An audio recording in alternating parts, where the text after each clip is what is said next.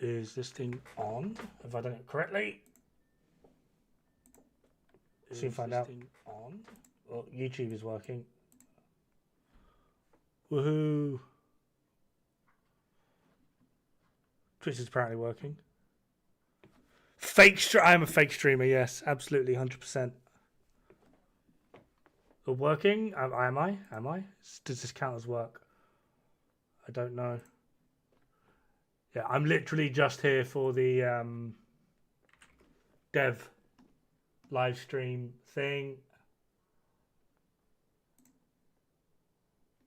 Whenever that starts.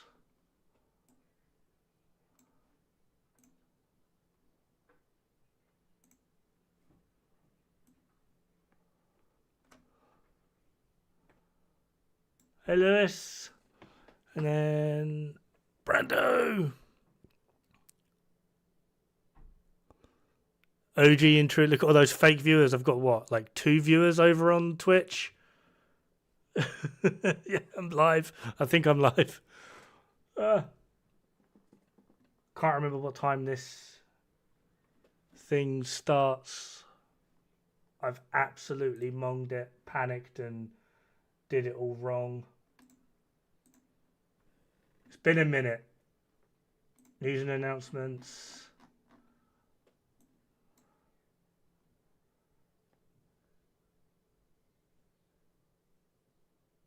Right, 8 minutes. We have 8 minutes until the thing comes up. 5 viewers so far. Awesome. Can we what images have we got? That's High School DxD. That's Be Right Back. Oh god. Have my attitude. A lot of people have an issue with my attitude. They say that's the worst thing about me, but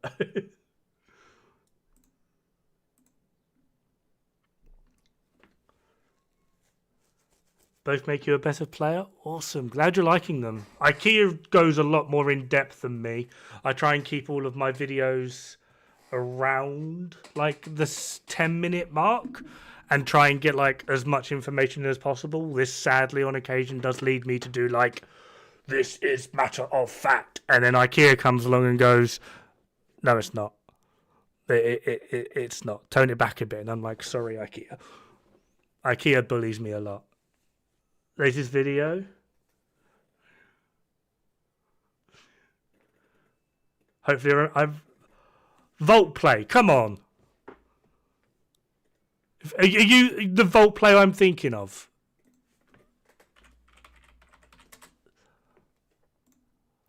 Right.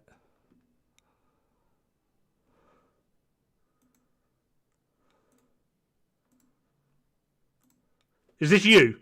Is this the Vault Play I'm thinking of?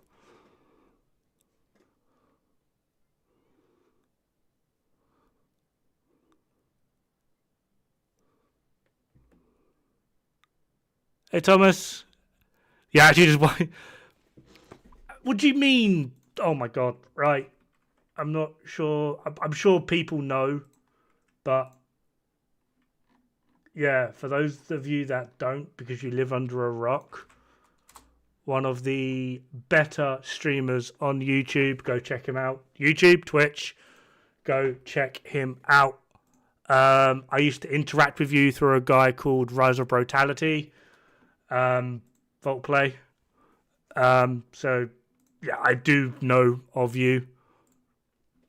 Oh, I've got this all wrong now. Look, it's all gone.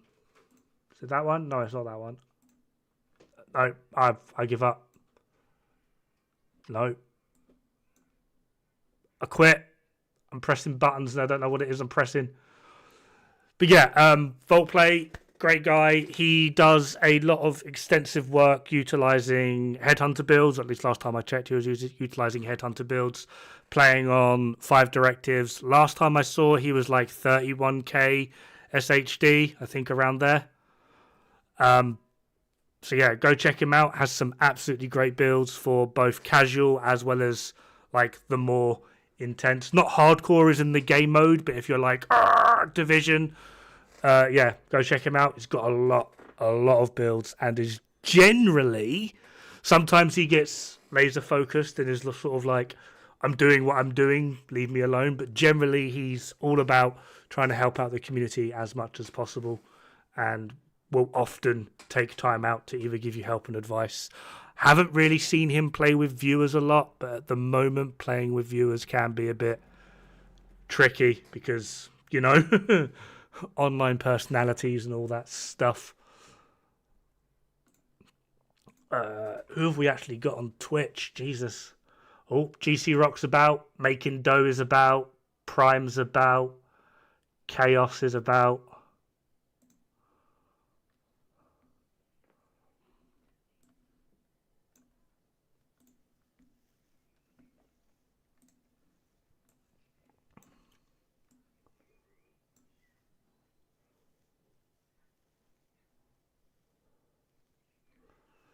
He also can't play as much after he became a flight attendant.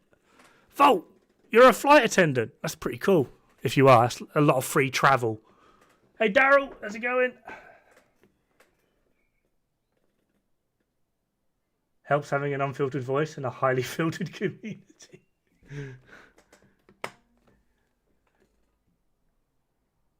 Eagerly awaiting futures. From what they've shown of what's coming with the DLC, the only thing that's going to change up the meta is the new mask. What's it called? The one that allows you to have 2 talents. And that's simply just because you can have things like, depending on what they do with Streamline, depending on how much they've brought that back. But yeah, it will be mostly down to Streamline. Tinkerer, that's the one. It will mostly be down to like Streamline and how much that is now going to be worth, because they did say they're going to be toning it back a little bit with something along the lines of Killer. The thing that I see a lot of people already like commenting on and trying to promote is doing things like Killer with Strained, although like internally that makes a lot of sense. You're just adding more crit damage to crit damage, which is something you don't want to do. You want to get 2 very, very separate multipliers for your talents and add them together. I can actively see something like Measured and Killer being pretty good, depending on how Streamline would work with Killer. That would be pretty good. Depending on the build, something along the lines of Vindictive would be pretty good. Killer would be like the number one thing. It'll always basically be Killer plus something else, because at the moment Killer is the strongest talent. So it'd be Killer plus something else. So it'd be Streamline, Measured plus Killer. That'll probably be the way it would go. Most of the time I would actually advise people to just utilize a utility talent with it rather than go full damage. So you'd go Preservation with Killer, or Fast Hands with Killer, Future Perfect with Killer. Unhinged, you'd go LMGs, Unhinged with Killer, or Frenzy with Killer, or Frenzy Fast Hands. Get that reload happening really, really quick.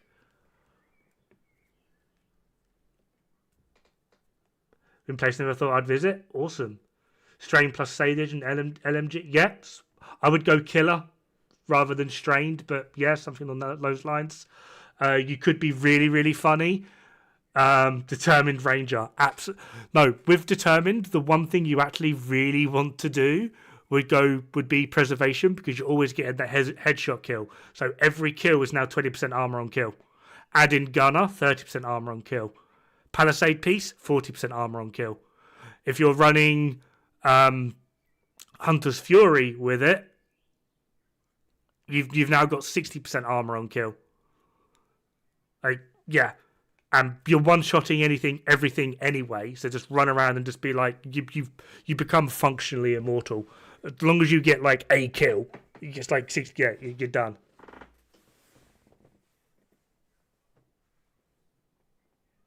Div 2 is for the cheaters like this Mook. Huh? He is running scripts. Mate, I can absolutely prove the fact that I'm not running scripts for the simple fact of I can barely work my own fucking computer. Like, I can barely function on the internet as a normal human being, and you think somehow I'm running scripts? I'm out here struggling to use a kettle. Show both screens.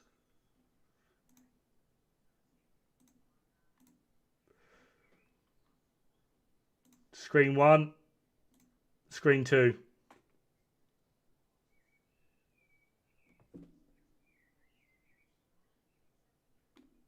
And you can see at the bottom, I've got OBS, two internet things, and Discord open. Like, congrats, you've literally just made a fool of yourself. Are you okay? Do you need help?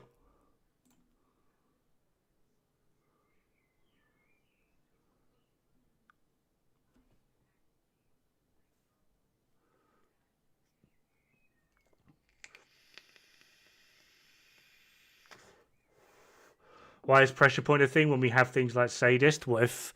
I feel like pressure point is there to appease the people that were wanting something for foam. Problem is, foam is very, very active and easy to use. So I feel like them giving, I don't know, Splooge Magoo 30% amp to foamed enemies would be way too much.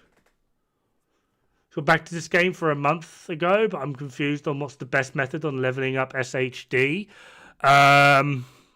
Solo, you'd be looking at things like public executions with bounties. They give the most XP per time investment. So public execution bounty, public execution bounty.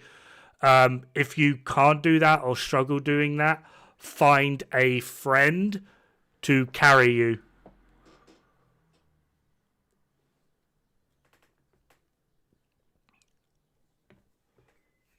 Ongoing with pressure point, you're better off using sadist.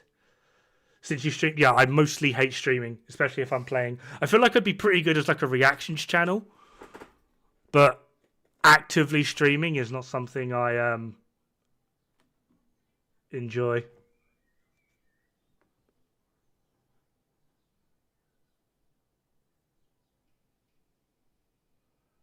In-game play. Who is this guy?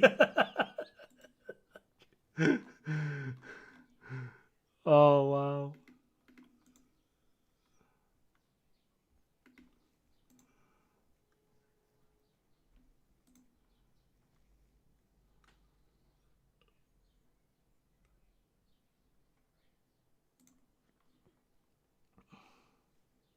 You go back to Div 1? That's probably a good idea. Hey, Cockpit. How you going, buddy?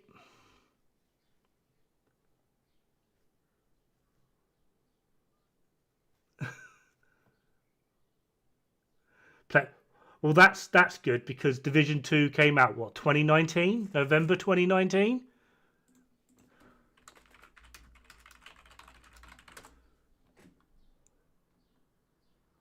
March 2019. So, bro's living in the future somehow. Okay. Is it up yet? We'll know it's up when GC Rocks got it up.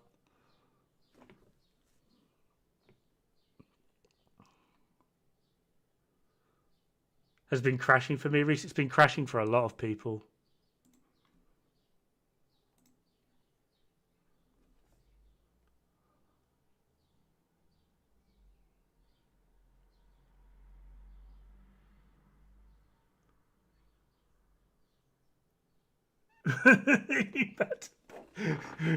But he wants attention. He wants attention. Give him attention.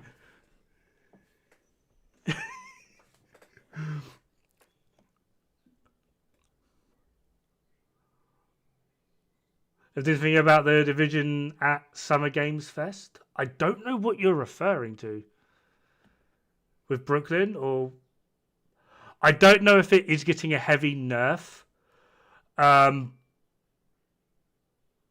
I believe in the previous update, they did, it got like a 1.2% drop. It's still technically the best high-end AR, but it's no longer that massive 5% gap it was getting, but I don't know if Brooklyn is causing it to be nerfed further. I will give you some mook. Mate, you're barking up the wrong tree. You really are barking up the wrong tree. Emil! Had a good laugh? What? Yeah, exactly. Yeah, well, the 1.2% drop has already happened, but it's still the best high-end AR.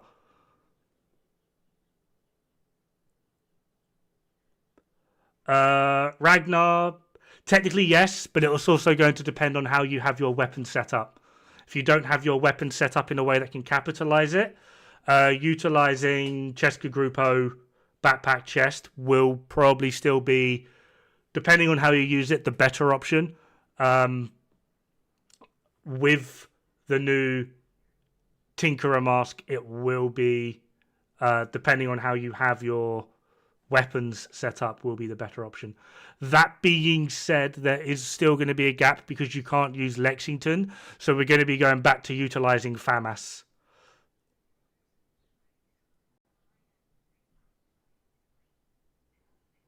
Come back to play to show you this moot cheese. You do know that I would absolutely fist you with a cheese grater and use your entrails as lube, right? Just saying. Like, I don't give a fuck.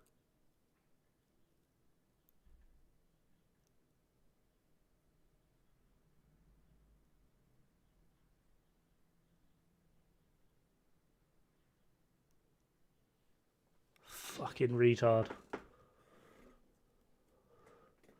Freight train, yeah. Yeah, it's still like a really, really strong. I'm a solo player and wiped out teams. Yeah, with your fucking girthy asshole. Jesus Christ.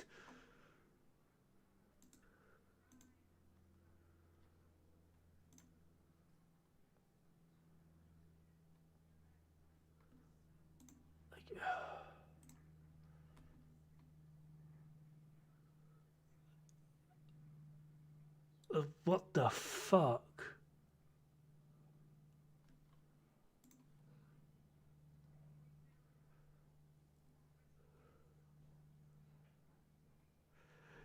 Shield Splinter doesn't. Shield Splinter, well, Optimist has basically just died now, I'm afraid. I mean, you can still like it. I still like it. It feels like a very good weapon, but it's nothing in comparison. Sadly.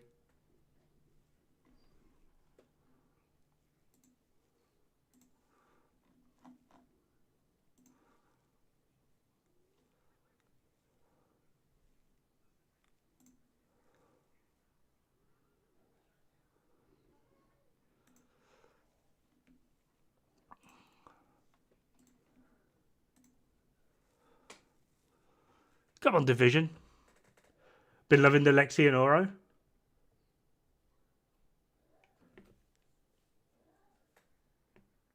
I actually don't know. I am currently on an SIA course, security course. Some of my coursework that I've been doing, which is taking up like all of my free time. So I haven't kept in the loop with what's going on the Division for quite some time. I have today off, which is why I'm doing this. I only realised this was happening thanks to good old GC Rock up here, which is why we're kind of spying on him until the Division 2 thing goes live. Prime's on the go. Plum, Toasty. Yeah, we'll see what's going on. How long was F2000 king for? Like a season, and then Lexington pretty much. Glad, mate, I've been trying to rake him over the coals for like, oh Jesus. Let's put that one back.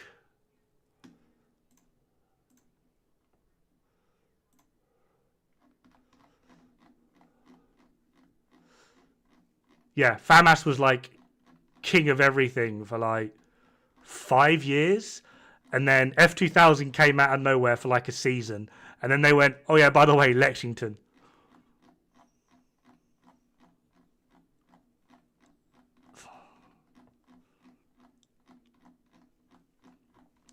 I've got to go back like 3 years, I think.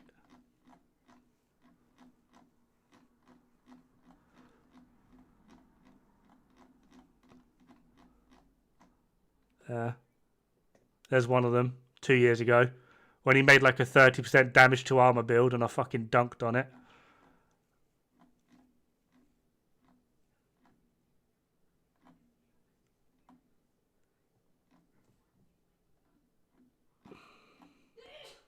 That was another one. That was another one. That was another one. 2 years ago, your kids are dumb. KVD attacking people's children. Creeping death build, bullying him on that one. Why Twitch and content creation sucks. That was another one. Yeah, I've been doing it for years, I'm afraid. Like,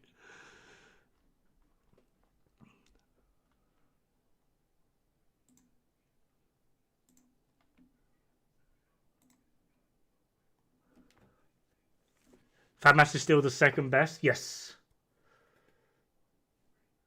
Recently got a detox rolled FAMAS because I heard it was still meta. If you don't have Lexington, FAMAS is still the next best thing. And with the Tinkerer coming in, because the Tinkerer doesn't work with named ARs, which the Lexington is, FAMAS is going to be back up there if you plan on using the Tinkerer.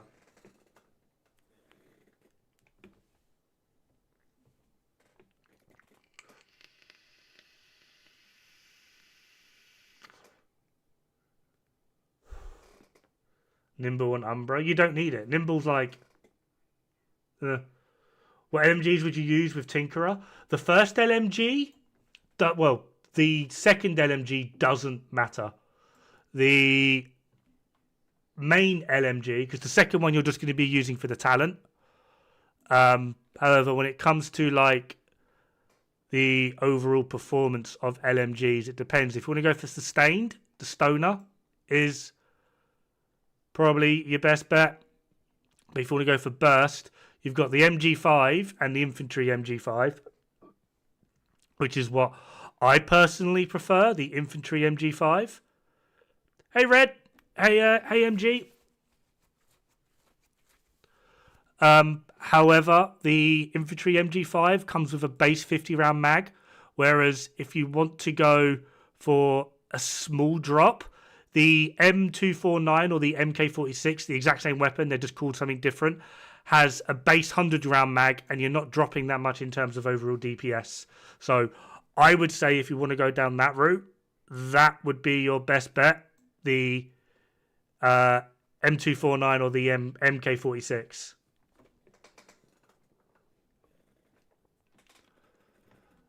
This is IKEA's work, which I will... if people don't have it.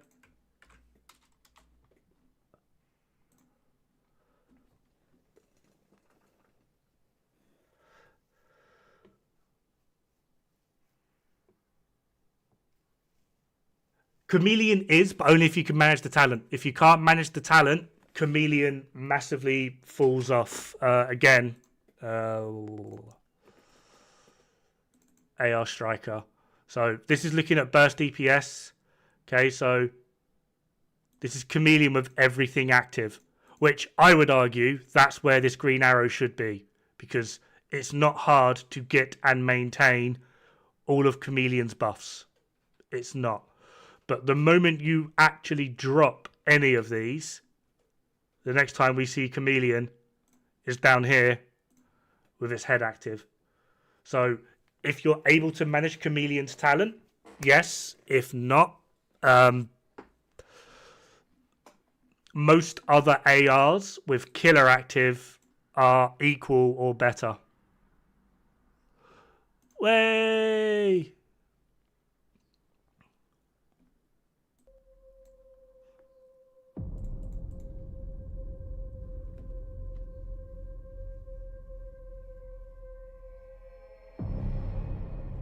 I'm a Chameleon fan. We'll do theatre mode, that way we can see the idiotic chat. Ever build for community 20% crit chance head talent? You can. I normally go for around 50% though, and not use coyotes. If you're using coyotes, there are ways in which you can rotate your damage to get like maximum effect, but it is a ball ache of a setup to use. So I would say go 50 and not use Coyote's Mask. Get yourself another item that offers more utility rather than... That's really loud for me. Is it really loud for you guys? Range is what kills me. This is what I said, why I said don't use Coyote's Mask. I would use like I wouldn't go Chesker, I'd go Grupo because of the crit. You want to try and capitalize that as much as possible, and then utilize something for that range. One of the ones I like to use is the Eagle's Grasp gloves. That gives handling with a bit more magazine size.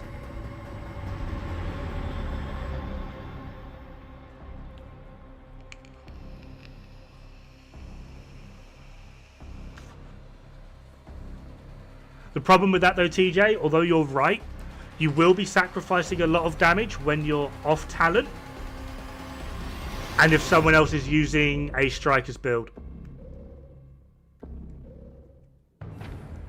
Hey David, thank you very much. Somebody's going to ask about survival. I can't wait for the... but what about PvP comments? Spot! How you doing, bud?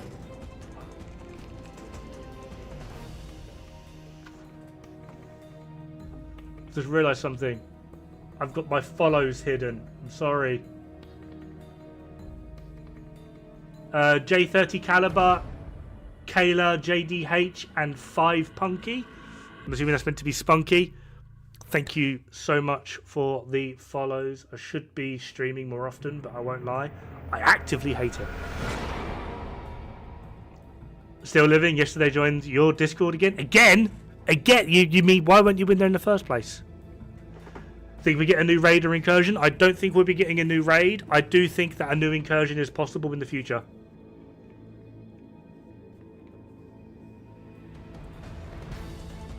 IKEA's tech tanks for Chameleon work really, really well. They don't play aggressively enough for me, though. IKEA's tech tanks are like the perfect build on paper. I just can't make them work because I'm trash. I should up my scripts, apparently. You fucking idiot.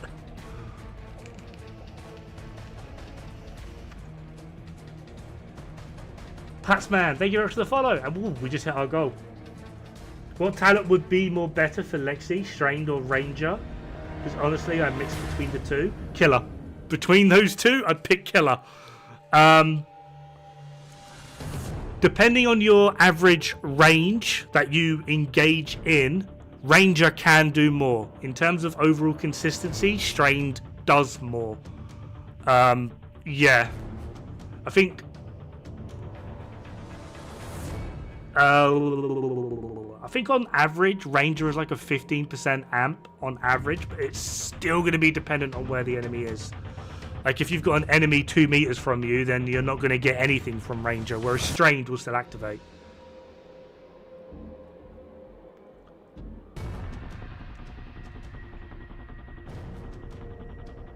Yeah, right, Red, you're not getting... Although you can play aggressive, when I play aggressive, I want the enemy dead after a second. Bilanduki and Vilthos, thank you very much for the follow. Measured is better. I still don't... Measured is a better talent now. It is up there with one of the better talent orientations. Away from controller, thank you very much for the follow. It is one of the better talent, like, overall. I still hate the way it feels, and because of that, I actively can't recommend it. You're here to see the toxicity? It's going to be funny. What's the new meta now? Nothing. Nothing has changed, Spot. The exact same builds were working the exact same way. Darren! Thank you so much! Oh my god!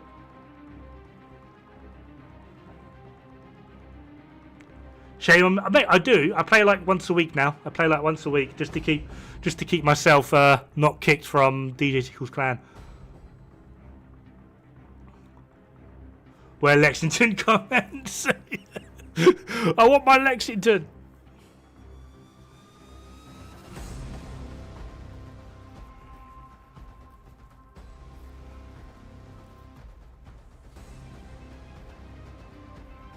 Get in the first half of the mag and you have a fast reload. Measured is awesome. I just don't like it.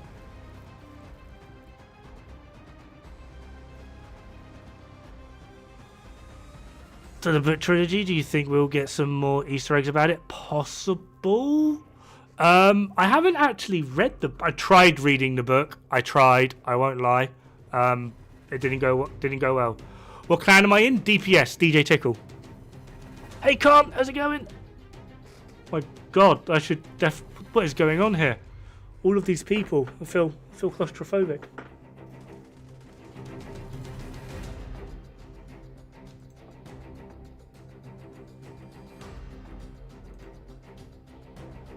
Extended by approximately. Annoyingly, I won't be able to play tomorrow. I might be able to get on over next weekend, but like I said, I'm away on that course. Dodd, it's similar mistake. It's fine. I've got the grey hairs. Have been.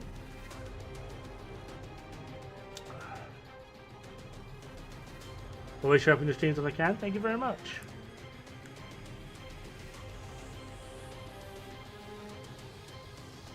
You left bro in March? Oh my God, why?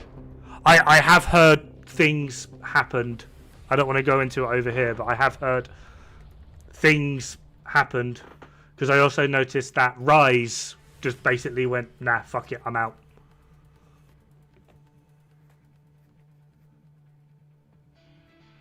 Just watched my vid on KVD, made me laugh. Thank you very much, man.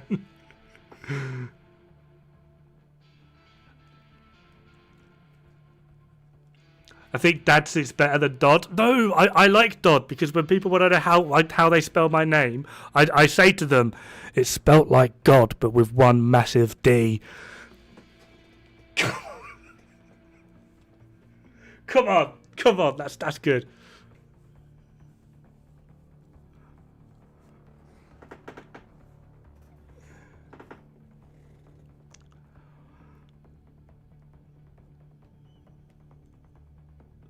Yeah, Rise left not too long after I left. 3 home of the terrace. The problem is, I really wanted to go a lot harder into it and like just literally dismantle everything. However, I was like, in a weird way, I'm representing Tickle, Wids, Skills, the person who I thought was GC Rock wasn't actually GC Rock. That was Rogue Gold. I'm pretty sure the other person was still nothing solid FPS. These are people that are massively more influential and larger than me. I was like, I'm here trying to defend them. The last thing I want to do is literally just go in and just start screaming swear words everywhere. So I was like, I need to hold back just a little bit. Just a little bit. Not a lot, but just enough. But yeah, Skills has even commented on the video, which I thought was interesting. Rogo's such a nice... I have like no interactions, with him at all. None whatsoever. Like, I literally can't even comment on him. I know he exists. I know he makes YouTube videos for the Division 2. And that's about it. Oh, there it is. Look, first one. Lexington, please, Ubisoft. You're fake. Don't watch me anymore.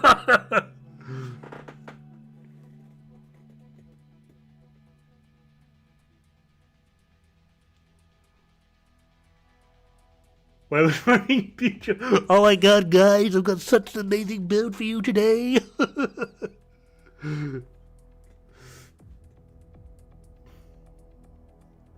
Hey bud, how's it going? Not too bad, not too bad.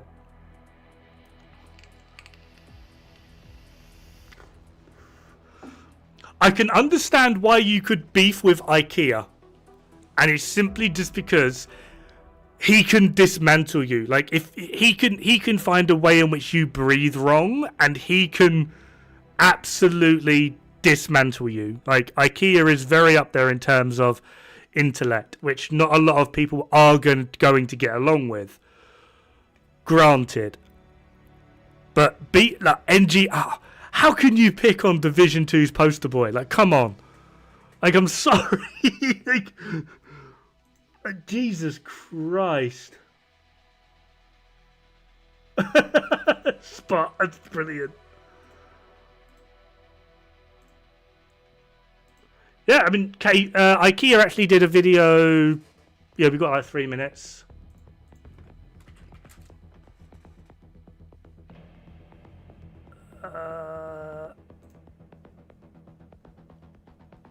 IKEA. Oh God, why does that look weird? What's happened? Ugh. Why does this look weird? What's happened to... I have no idea.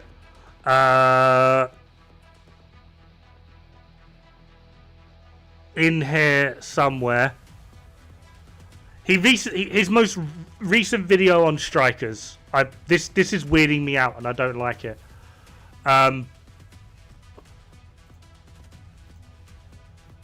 IKEA actually dismantled one of my striker videos, right? And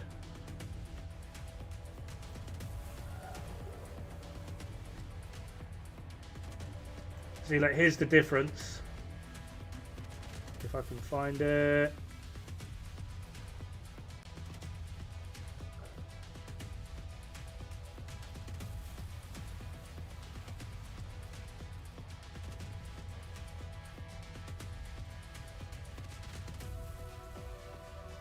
Before it happened, the highlighted one. Just a heads up, tomorrow's video has a section about your strikers backpack video from a little while ago, and I'm calling it out in the video and leaving out the downsides, and instead of comparing glass to glass, going with glass versus obliterate, because I made a mistake. He found it and he crucified me for it. He's right. I didn't have a leg to stand on. That's it. Like, end of conversation.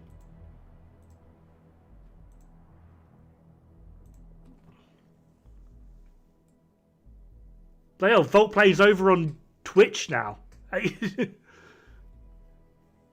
Have a YouTube channel, or is it live stream only on Twitch? It's live stream only on Twitch. The shorts have died. Oh. Why do you use light to blind? Because light is blinding.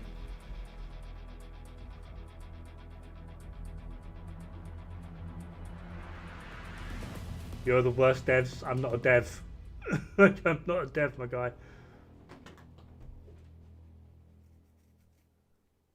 On Resurgence and would... Didn't they cancel both?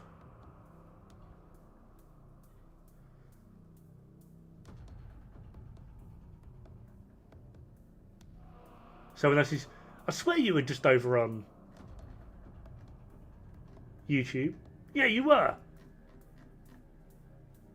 Feel ignored? Octa!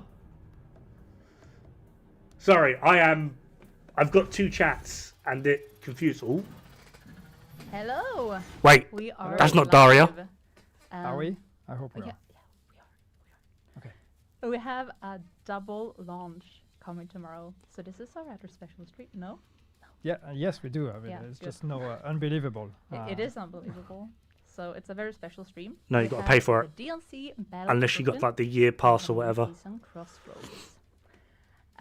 And my name is Anna Isfall. I'm new here, so I should probably introduce myself. You have met my colleague Leo, who's also pretty new to the team. So yeah, we're super happy to be on this project. It's a project with a lot of legacy. You came just at the right time. Yeah. You didn't fire Leo last time? No, so for people, I was joking about that just before we went live, but last week we did a stream and I joked that Leo was fired. If Anais is here today, it's not because Leo is fired. No, we're actually 2 community Congrats, members. we have 2 com devs. Yay. Amazing. So let's take a look at the agenda for the stream today. So we will begin with the Battle for Brooklyn. We will have a world premiere for the trailer, talk a bit about the story, the gear and skills, and announce a little contest. Then we will move on to the seasonal content, so Crossroads with story, seasonal journey, exotics, some gear, the season pass, quality of life updates, some cool events happening, and we will end with the dev diary. Yes. Only that is announced. I think we can preface all of that, sorry, by saying that if you've been following everything, this is probably going to be a big recap of everything there is to know about what's happening tomorrow. Sorry, So it's Yannick me will too, just- KVD. Again. I'll just go in auto mode and just repeat the same things. But we'll see, maybe I'll add a different flavor this time. Yeah, maybe. So let's start with the Battle for Brooklyn, the DLC. So before we get into it, we are going to watch the trailer. Enjoy. Annoyingly, Spot, the more people that buy this, the quicker we'll probably get Div 3. Brooklyn. We've built something here. The bridge. Security. Community. Something worth protecting. But anything worth protecting is worth taking.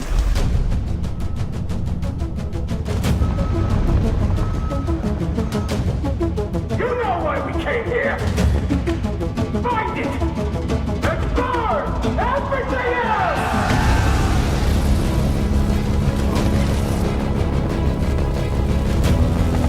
Repeat, the division's here! They're in the... What the? Grenade!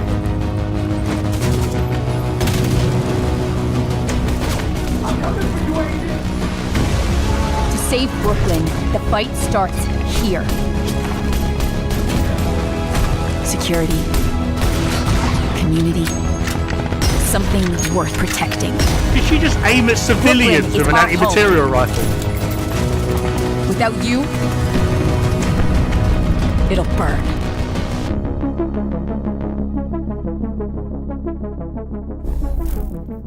Well, I know where 95% of the budget for the Brooklyn DLC went. Nice. That trailer. So we're back in Brooklyn. Fire and explosions. So do you want to summarize the story? What are we getting into? So at the end of the DLC, no, I shouldn't start with that. Okay. So no, the story is we're going back to Brooklyn. So everything is centered around especially one place in Brooklyn, and that is the bridge settlement. This settlement was established a while ago, and while all the events Should be in happened the that we description, know Spangler. in DC, in Manhattan with Warlords of New York, while all of those things were taking place, this settlement was established in Brooklyn and was left pretty much untouched and left alone. There was not much at stake in Brooklyn. It's not a really strategic position or anything. So they were able to thrive. And so we have a pretty independent, isolated community that exists there. But all of this changes when the cleaners come. The cleaners cross the river, come to Long Island. We've seen already some of them in the incursion. But now they are actually coming with overwhelming force into Brooklyn, really intent on taking it over and burning it to the ground. So this is your duty now as an agent to go there, and to answer the call to make sure that you're saving the civilians. As you do that, you're going to meet a bunch of people. Some of them you know, some of them you don't, and try to save them, but also try to understand a bit what is going on here. Why are the cleaners coming here? What are they after?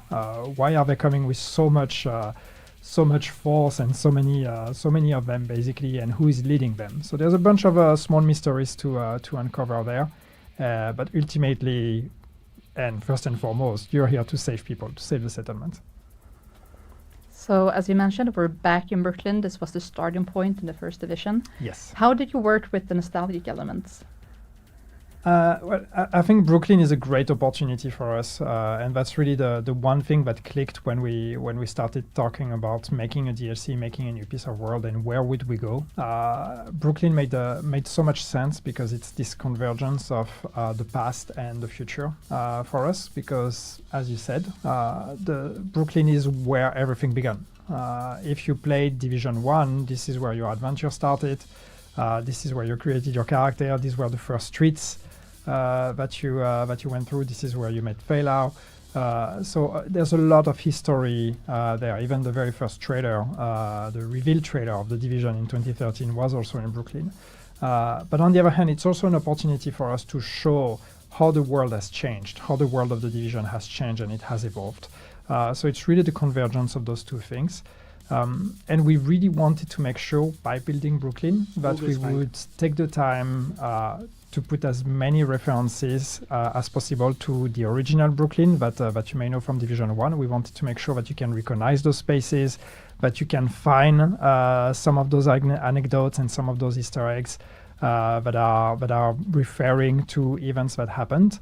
But once again, always making sure that we add a layer of transformation on things because, I mean, obviously, many months in our story, many months happened between the events of Division 1 and the events of Battle for Brooklyn. So we wanted to make sure that this also transpires as you play the DLC. You're going to find familiarity and similarities, but also a world that has completely transformed. So next up, we're going to take a closer look at the environments by looking at the settlements. We've got like 2K bots. Dumbo. We have some purple flame going on. Yeah, so we have two name zones in the DLC, as you know. One is Dumbo and the other one is Brooklyn Heights. And Dumbo is actually the one that contains the Division 1 streets as well, but not just. It's bigger than that. This is also where you're going to be starting your fight against the cleaners.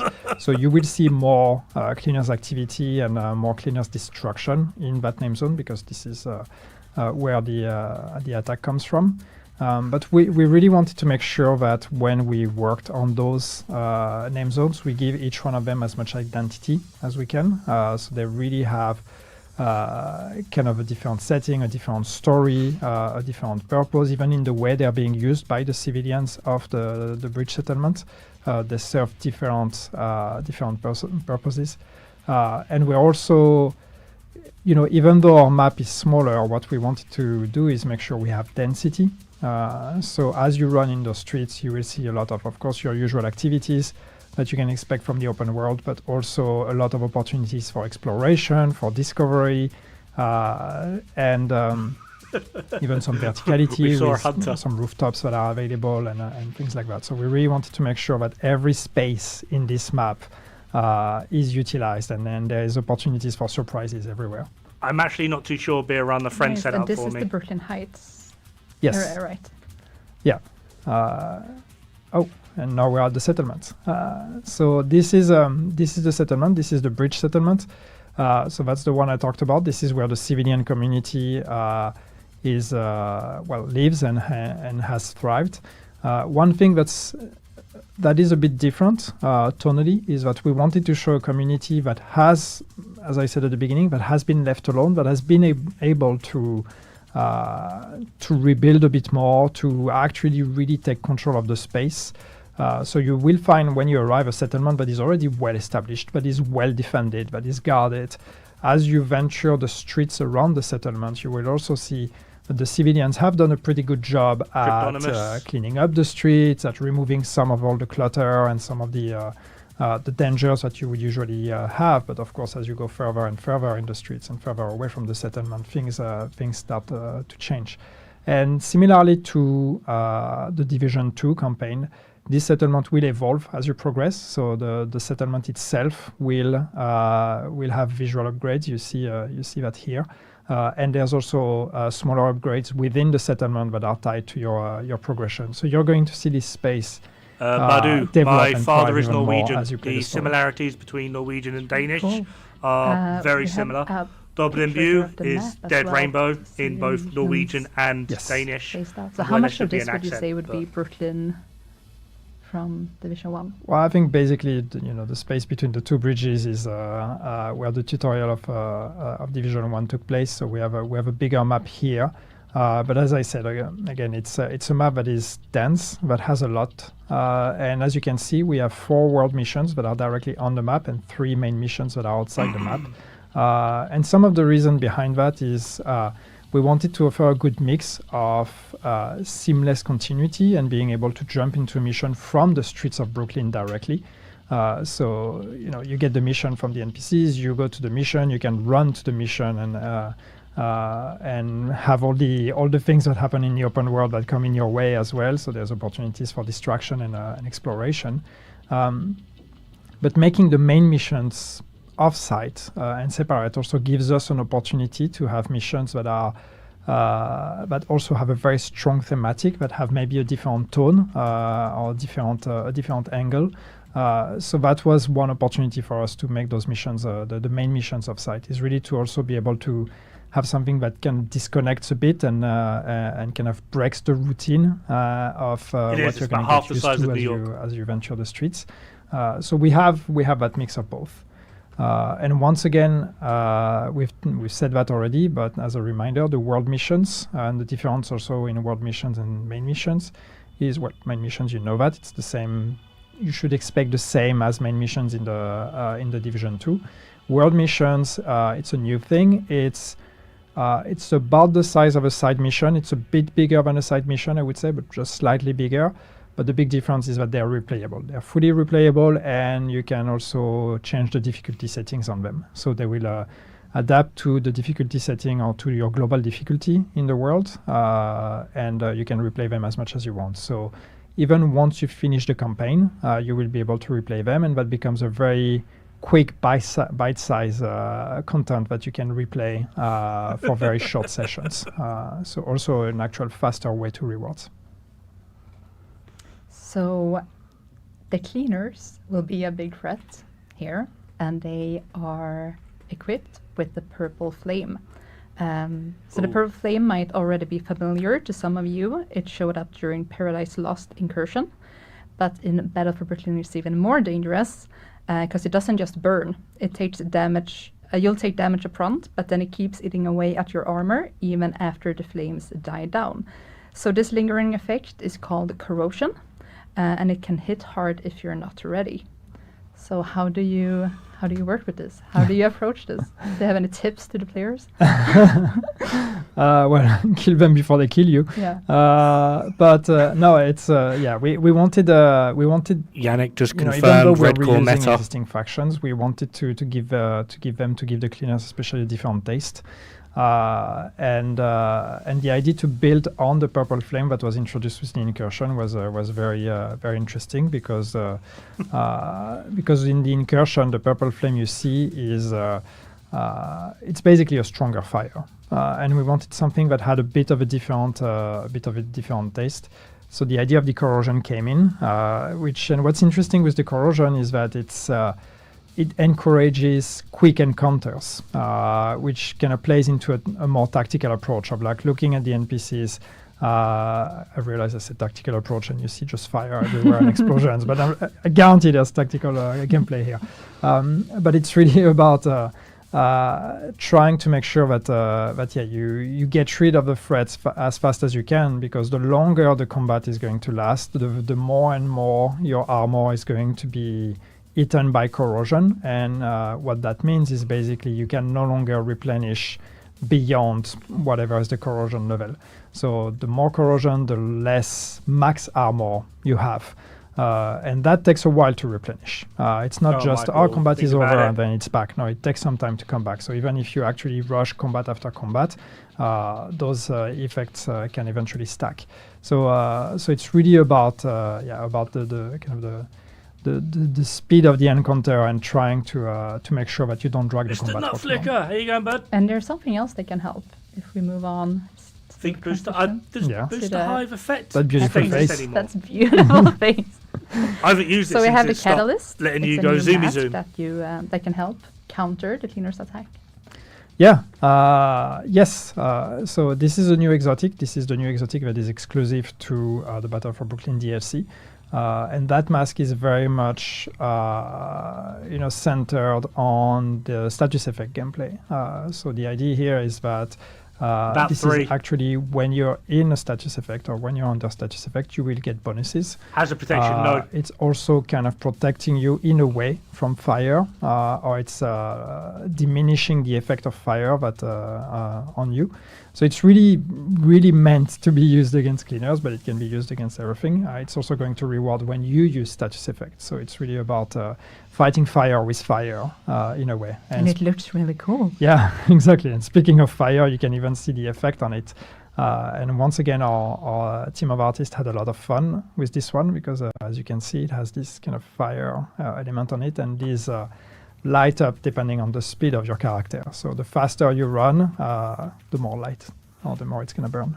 And we actually seen a lot in the community, people asking for more hazard protection. So we see you. I see you.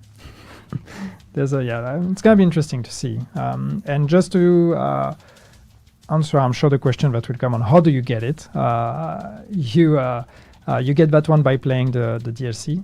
It's not a guaranteed chance, so you will have to be lucky and get it. But of course, as you increase, I don't think it'll be meta, but it will increase your definitely be up chances there to with get that it as mask. everything else. That But mask that's a is drop pretty from the final strong. mission of the DLC.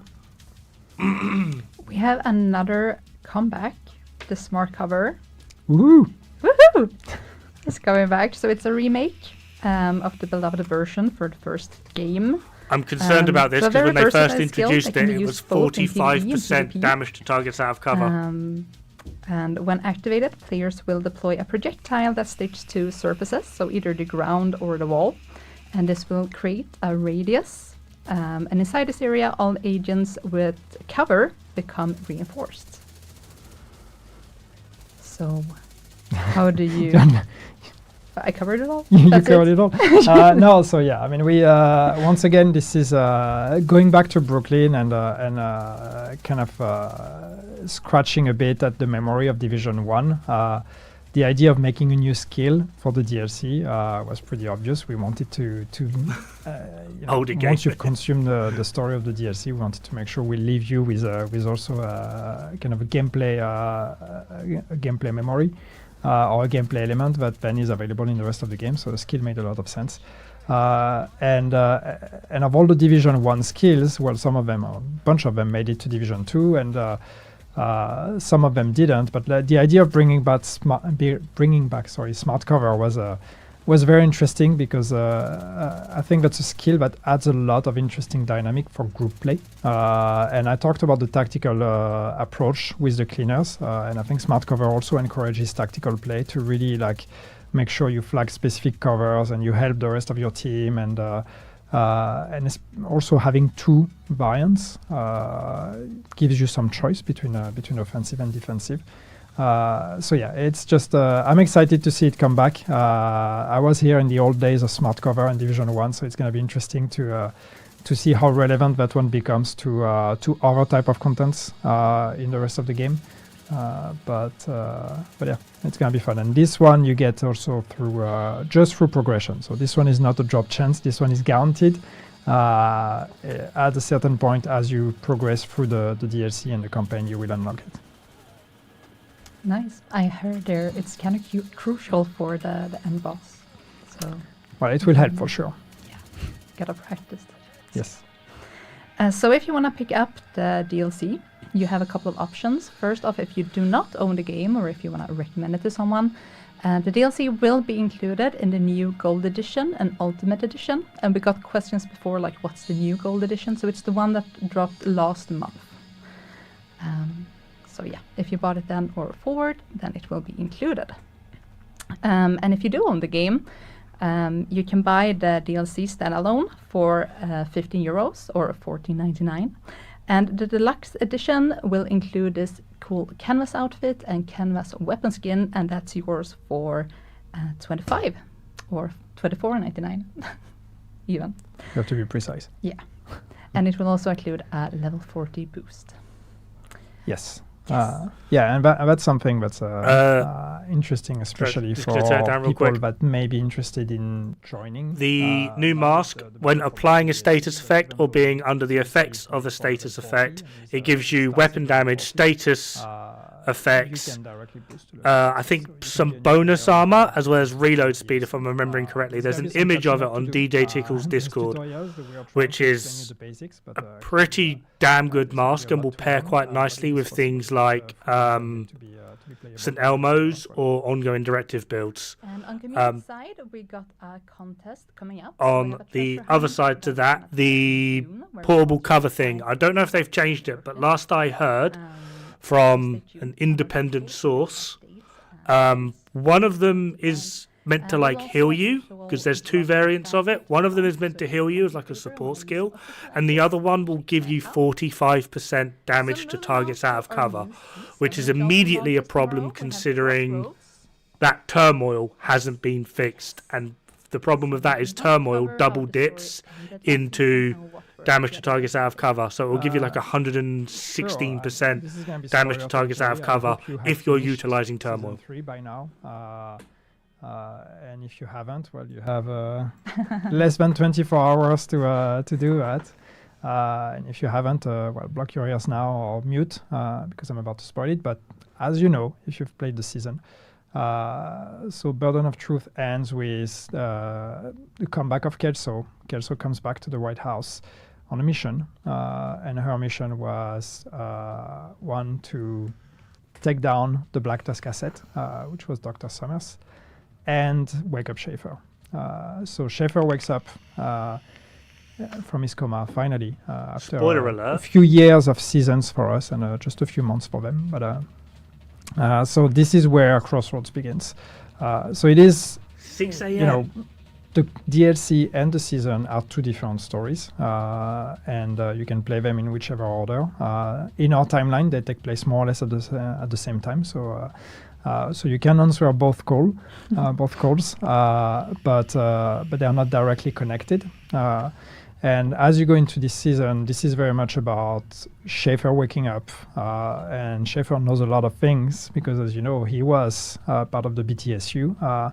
The Black Tusk elite and the Black Tusk commanding force. So he knows the ins and outs of the Black Tusk operation, and especially Natalia Sokolova and her plan and what she's been working on. So for us, this is really the beginning. We are entering year 7, and this is the beginning finally of a new wakes up. chapter. Octa gave him a kiss. Things are going to change. Stories are going to be, some elements are going to start reaching a new stage of progression. If I even dare say, some conclusions are going to be reached. And that's also the idea about Thank you very much, Danny. Crossroads and why the season is actually called like that. It's a bit more of a high-level name for where we are at today with the game. But you have the Brooklyn DLC, you have the season, you have the connections to Division 1. We are entering really a new chapter for the Division 2. So it's, there's a lot happening now. But in that story as well, and in that season, we're going to be starting to answer a lot of questions. Yes, so part of Crossroads, we also have the Manhunt Scouts. So released weekly with no fixed order to complete them anymore. Yes. Sounded very excited about that. But yes, I mean, we've made a change to Scouts, so we no longer want I've to been out of the loop for a while, so for me this is all news. But yeah, health is a dead stat. and you haven't played them, you don't have to do 1 and then 2 and then 3. You can play them in the order you want. And that leads us to the next point, which I'm directly going to go into about the high value targets. Yeah, go ahead. And that's the main reason also why we're doing that, is that we no longer want to force you to play all the scouts to unlock the climax mission, because we understand that We'll for explain some that, people, don't for people who can't play every week, and who want to come back when the climax is finally available, it can be quite daunting to have to do 10, 11, whatever scouts before you can do the climax. So we wanted to change that. So now what's going to happen is in this season, there will be 2 of the scouts that are actually called high value targets. Those high value targets, they are the only ones that are mandatory to unlock the climax mission. So you will only need to do those 2 when the climax mission unlocks. You will only need to have done those 2 to play the climax mission. So if you come back at the end when the climax mission unlocks, you just need to catch up with those 2. If you're doing all the scouts every week, don't worry, you will be rewarded and you will get more for your time, and also in terms of story, you're gonna get more, more story and more rewards. But it is no longer mandatory. It's an optional activity that you can do just the same as everything else. And you mentioned the climax mission. So if you finish that on master difficulty, you have a guaranteed drop of the Tinkerer exotic mask. Another beautiful face. Another beautiful face. And if you do it on lower difficulty, there's still a drop chance, but the harder difficulty and then master, you're guaranteed it. So what's cool about this mask?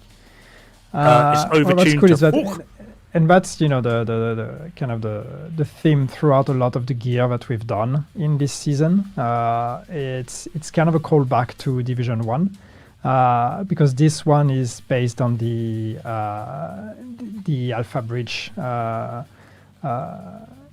mechanic that we had in Division 1, which is allowing you to combine 2 weapons and to combine the talents of 2 weapons. So when you have this mask equipped, you're going to be able to, or like the talents of your primary and secondary weapons will be applied to your primary weapon. So that's really, it's going to be very interesting to see what kind of combinations people can come up with, because that's going to allow you to make mechanics and combos that were not available until now. So that's going to be a very interesting one. Ooh, I think based from the Game Pass BTS, we've seen tomorrow. already a lot Thank you very much, of a lot of ideas and the min-maxers and the build makers have already been working a lot on that one. So I think it's gonna be fun. I feel called out by Yannick. So seasonal journey, as you talked a bit about with the Manhunt Scouts, we're PvP continuing exists. this, like giving more flexibility to how you play. So this season, after completing mission number 3, the following missions 4, 5, and 6 will unlock at the same time, and you can complete them any order you want to. Yes, so that's the same. Yeah, it's we want to move a bit away from the very strict structure that we've had until now. We want to open it up and give you a bit more choice. And here the idea is that since already last season with Burden of Truth, we already made a change where we connected the modifiers to the season journey, and we are leaning even more into that now. But the few changes we're making is that we're putting passive modifiers as It doesn't, Dustin. Doesn't work with named or exotics. So you can really target those if you want. You don't have to do the whole mission. You can target specific objectives to unlock the passive modifiers. And then the active modifiers are assigned to as rewards to those missions. So 4, 5, 6 are the missions that are going to give you the active modifiers that are based on the 3 attributes. Firearms, stamina, and electronics. So if you really want to unlock the active modifier of one of those attributes first, you can directly do that mission and unlock that one. Once you do all 3 of them, then you unlock, not even all 3 of them, I think there's a threshold where then you unlock mission number 7. But yeah, once again, you can complete all of them, of course, but you don't have to do them in order. You do them in the order you want, based on what's your gameplay preference. Yes, so you touched on modifiers. So the global modifier this season is called Hardcore. And if you play the Division 1, the attributes just mentioned will sound familiar. So the firearms, stamina, and electronics. And this time around, they return as core attributes.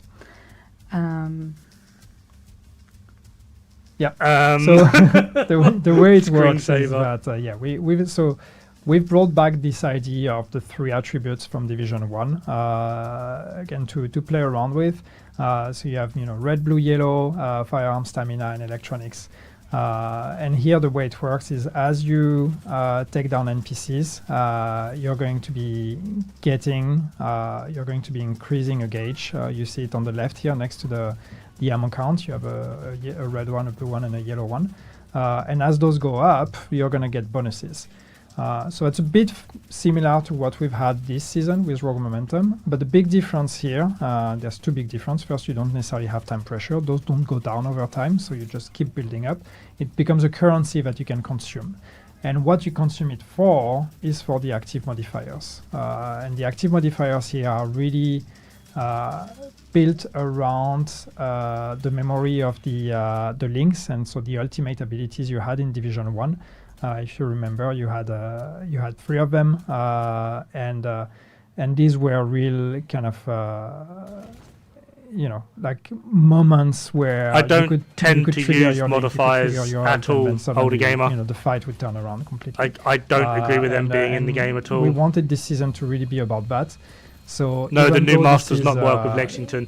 Filling a gauge to get bonuses, the real fun here is about managing the economy to get your links up as much as possible, because when you get them up is when the real fun begins. So that's it sounds a bit familiar to Rogue Momentum we've had in Burden of Truth, but it's actually quite different. And This it's isn't very- Yannick. It's very, not very, but it is inspired. Look at the SHD, by, my guy. the way it works in 3,174. This is not Yannick.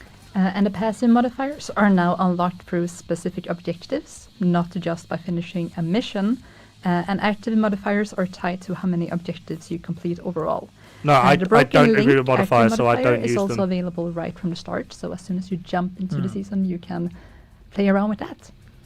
Yeah, you will get 1 active. I think we have 5 active. No, modifiers this season you can get like another Am I saying 20% something crit wrong? Or 4? chance. We have more than usual. From the and actual there's one modifier. you get directly from the season. So you can start, get to and the like other ones 80, I will believe, be this time unlocked, around. through the mission, the season journey. Do you want to take a look at what the season has to offer with exotics? Yes. Yes. Please say Say yes. yes. Please say yes. More than 20. So Last I first saw it off, was we like have the return 20%. of another. But yeah, I could be wrong. I release. don't look into it normally. So this was this is in the form of the exotic RPK-74. So you might remember the pecan. Yes. If you do, make some chat in the noise in the chat. Yeah. So the pack-in is coming back. There's a few items we've been playing around and bringing back from the first game. And the idea of the pack-in was a fun one because it was a fun gun to play with in the first game, and this one we've been able to actually bring it back in a very similar fashion. So mechanically it is very close to. Oh, it's got damage to armor on it. Visually as well, we really wanted this one to really feel like an echo from the past or a memory, and really be the item you could get in the first game. So that one is gonna be it's gonna be interesting and a lot of fun. And the way it works is you build stacks as you take down enemies, and then on your next reload you're gonna have a bigger mag. So it's gonna be Nice. allowing you to shoot longer. We also have a new holster. So the Nimble. Oh, this thing is going to Yes. be broken. And Nimble is so this one is I've heard they fixed it for PvP, which I'm happy about. One, but it's based on the mechanic of the first game as well, where you could heal by doing cover to cover movement. So we took that idea and we revisited it. We worked a bit with it and came up with a whole concept for a new exotic item. So this one is also it's also going to be interesting to see how people can use cover to cover. It allows you to potentially kite NPCs to get more survivability. It's also very fun. I can see a lot of visually, people utilizing because this. once again, the art team had some fun with that. I don't know if we will see that in those videos or not. It's actually there's a screen on the other side, and it changes depending on if you're Okay. cover or out of cover or running. So it's pretty cool. See it here. Ah. See, now it's green because you're in cover, then it turns blue. So, Nice. We also have some new exotic weapon skins. So we're gonna take a look at the Nocturne, which is very pretty. so that's a skin for the Pacan, and yeah, as you can see, it's very orange. It's very pretty. It's Nocturne because it's It's very black and gold. to me. yeah, and it's New favourite it's light exotic? in the dark. True Patreon. And as you Apparently can it's see, when coming. you turn rogue, it actually goes red. Badoo. Yeah, bullies used to call me it when I was younger. But, Moving on to some please season stick gear. to English So first off, we have a new brand set. because not everyone So this you can obtain via is season capable of pass. speaking other languages. And it's called, I have trouble pronouncing this, Imminence Armaments. Armament. Big Alejandro, Yeah, maybe? nah. Close Yep. enough. So this is inspired by some things in Division 1 as well. Yeah, so it's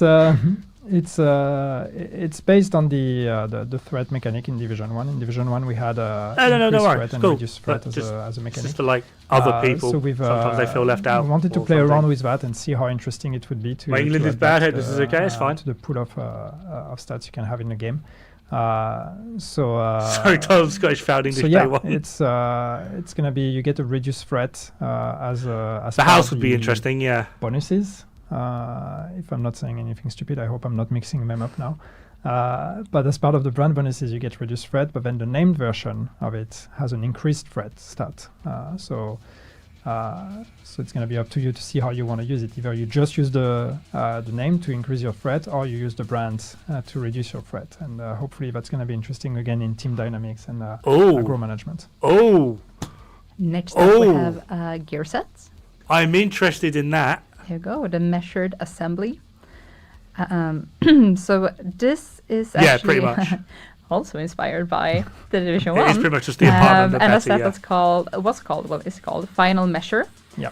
And it got a one-strap backpack that we've seen requested so much. Look we at that. don't see in the other piece. Yeah, I know, but now we do. Doesn't we Hunter's do, Fury yeah, have the same? Yeah, that's not the only reason why it's inspired from Division 1. Final Measure in Division 1 was a very popular set that allowed you to swallow grenades from NPCs. And this one is it's heavily revisited, so it's not swallowing grenades, but it's actually taking down skill proxies and skill elements from enemies as they enter the area of effect of your gear set. So that's kind of a negation zone around you to protect you and your friends. So once again, interesting to see. I can how see that that's, set actually being what's quite gonna go. worthwhile As you in said, like yes, legendary, one-strap like backpacks. casual legendary. They are back. They're coming to Division 2. Not everywhere, so you can use them, but it's going to be depending on what you wear and only with tops and chest pieces that are actually compatible with it. But don't worry, if one strap doesn't work, there's always going to be two straps. You're not going to lose your backpack. But yeah, this is I think the first piece of gear we're going to make with this. But you can expect to see more one-strap backpacks coming to the game moving forward. Yeah. We also have a return of the Fei Lao bundle that also has a one-strap backpack. Yes. If you want to double up. Does that make it two straps? If you have two ones? You have two one-strap backpacks. Math. No. Girl math. So, how do you get the gear sets?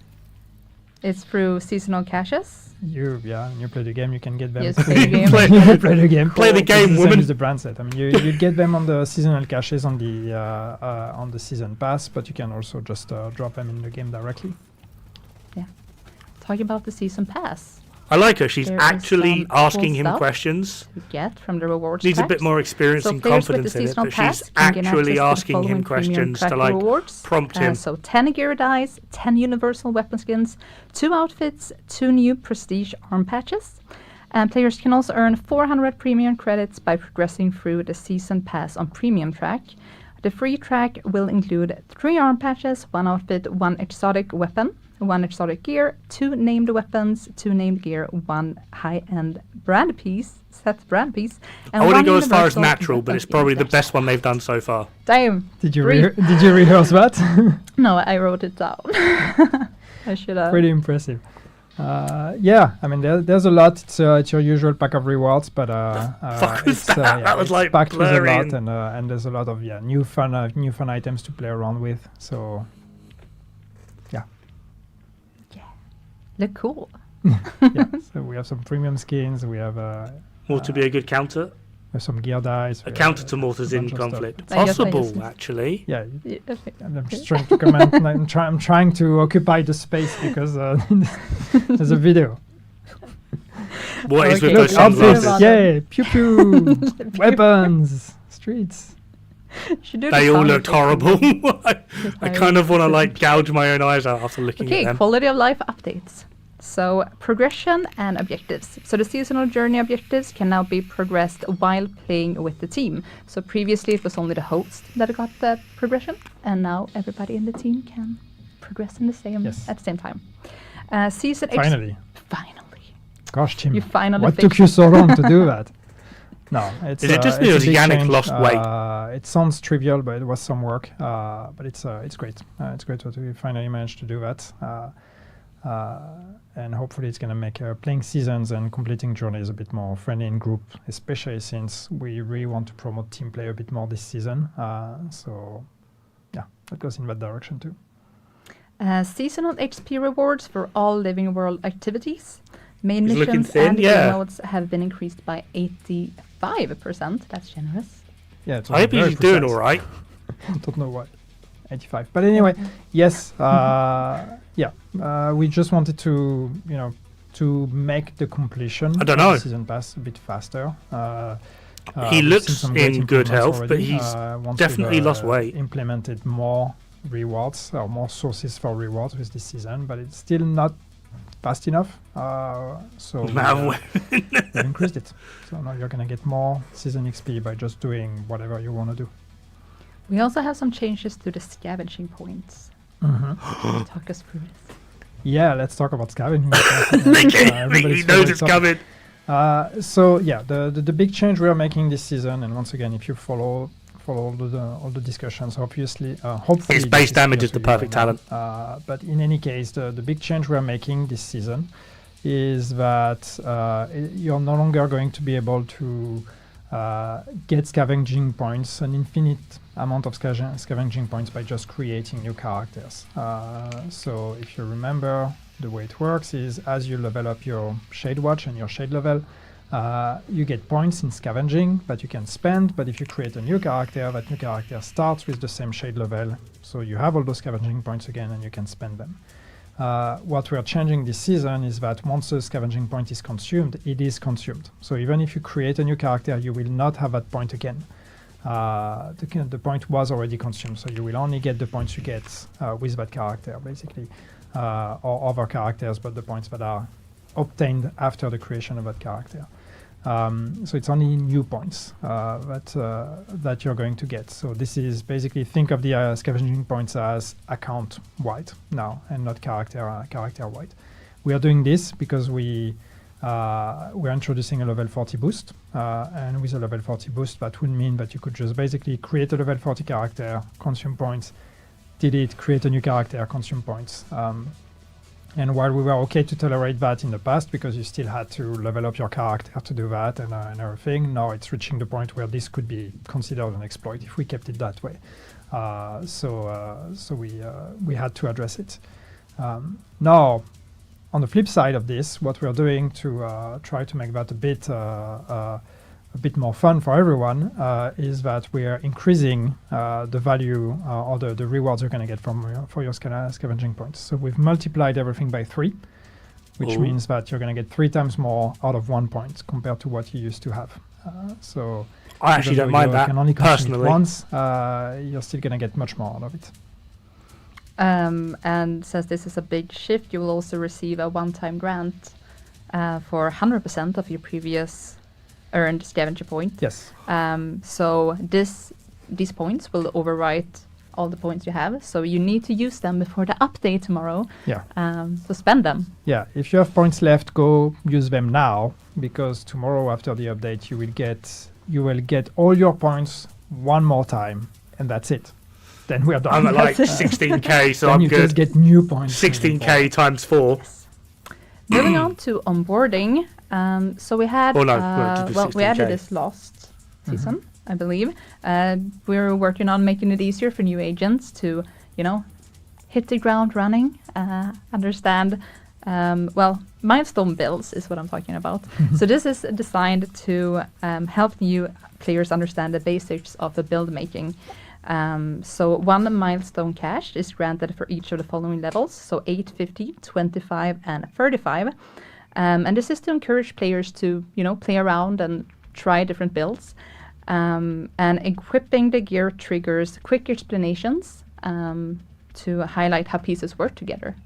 So this is, part of a bigger 100%. They watched all of my plan here. videos for that. Yeah, absolutely. No, it's it's very easy when you work on a live game like ours to just focus on what exists and what do we do to keep adding to the game. But I think it's very important to also think of the experience from a new player's perspective. And as our game gets older, it gets bigger, it gets better, but that means that it might get harder also for people to get into and understand everything.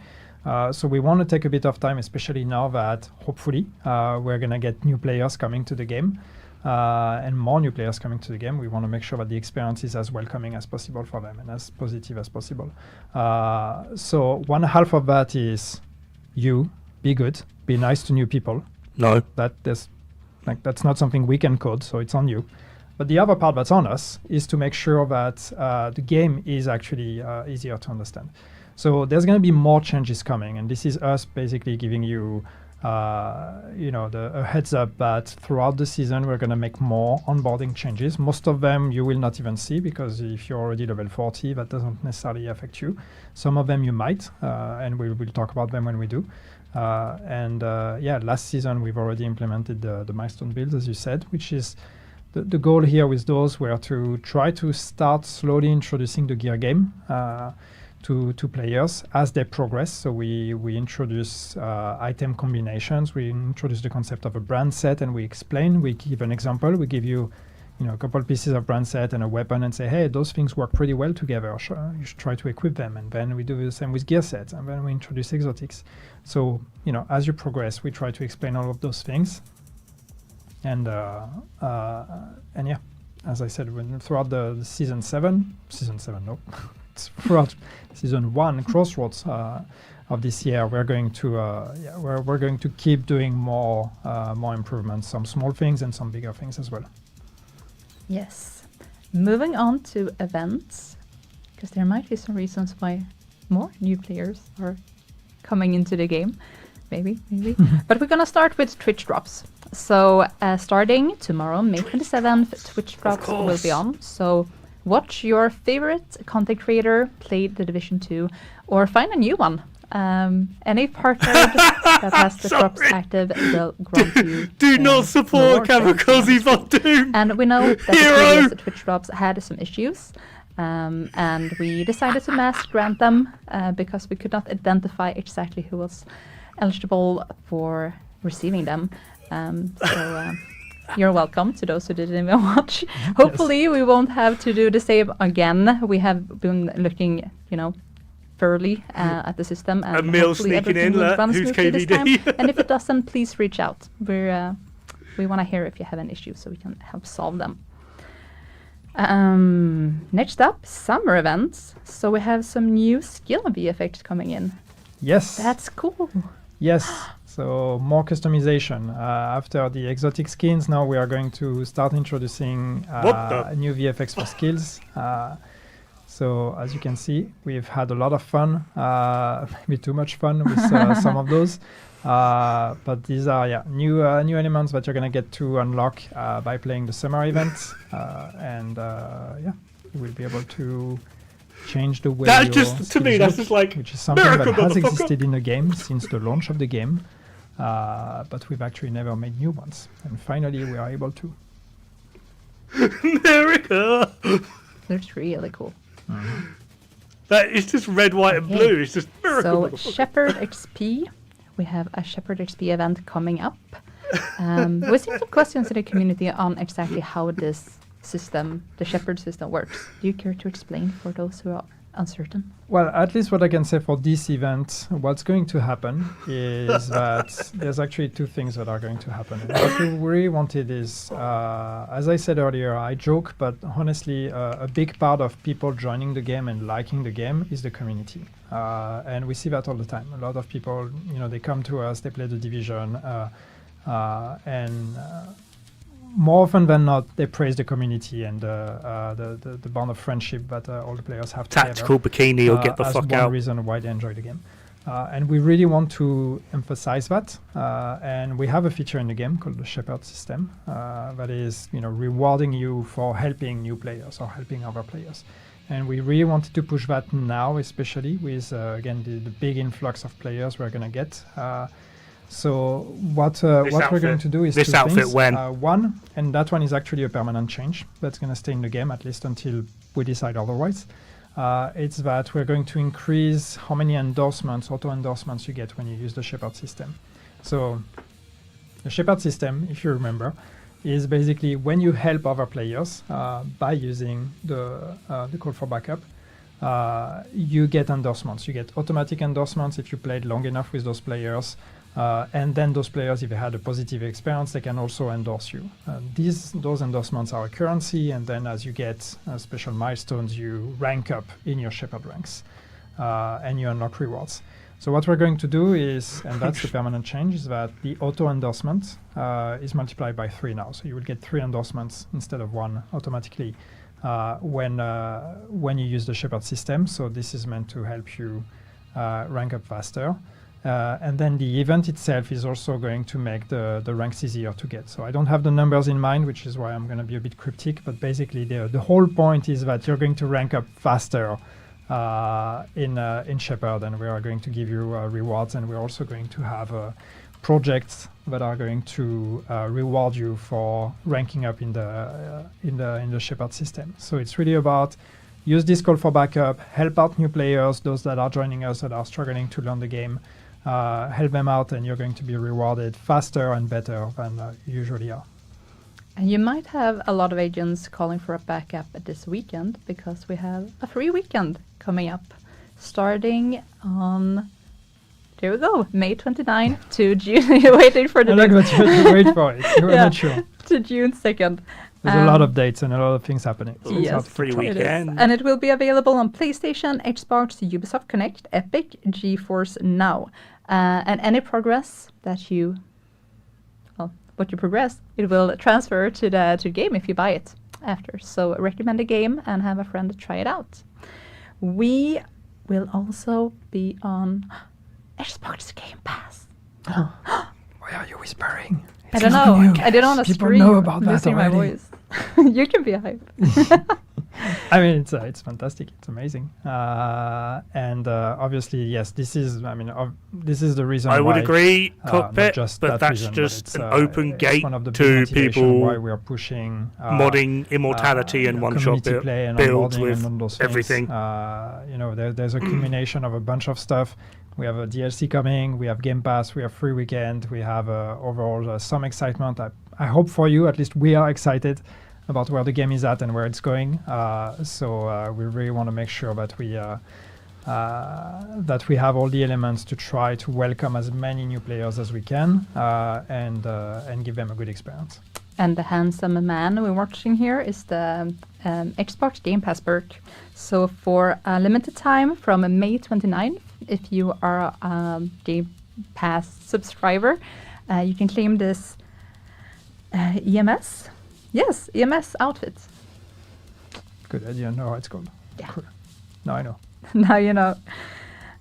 Moving on, we have some community contests. So the first one ties into this new player helping out a friendly agent. So we will ask you to give your best tips in our Discord. We're gonna create a new channel, and we want you to, give all the tips and tricks. And some of you will be rewarded for your generous knowledge sharing with some very cool prizes. So check out their That is socials all to of your see hints exact to join their dates on Discord. when this will start. There was a total of 493 comments on the last and, PTS. Someone That can was share it. tips on what's the best way to 493 get the comments Scorpio. Thank you from very the much. The PTS. Scorpio. That's Right. what I new have some Get players idea on their what- should go Discord. after. Get No, that's what involved I in the want. community. But I still don't have it to this day. I have some ideas on how to get it, but somehow it's just not working for me. So Yeah. This was all the topics. I'm glad that we finished with Best Discord. tip, don't That's follow clearly KDB the most builds. important topic of all. So yeah. Did we cover it in 1 hour? I think we did pretty well, actually. Yes, I'm rudely checking my watch during a stream. So. Okay. Yeah. So thank you so much for hanging with us, and I hope that you guys are excited to play as we're excited to share what's coming tomorrow. It's both the Battle for Brooklyn DLC and the new season Crossroads. So I really hope it's that unreal. you. It's It's unreal. It's just it's we've been working for so long on this moment, the DLC and the culmination of everything, and it's just to know that it's happening tomorrow is just it's really exciting and terrifying in the same time. And when we say bye, there's actually one more thing happening it's kind of a wrap up. So if you didn't listen to Yannick or I, you can listen to Yannick again. Talk a bit more polished about what we just talked about. The better version of me. So And some other friendly faces, not just Yannick. we have a wrap up of our wrap up stream. I love it. Thank you so much for watching and enjoy the Dev Diary. Thank you.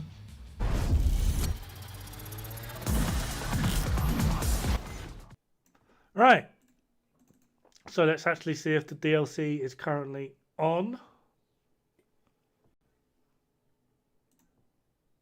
We'll do it that way. So yeah, definitely a few interesting things coming up.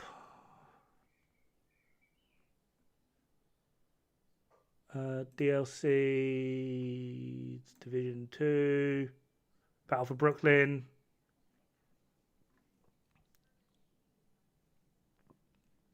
Does it say a price?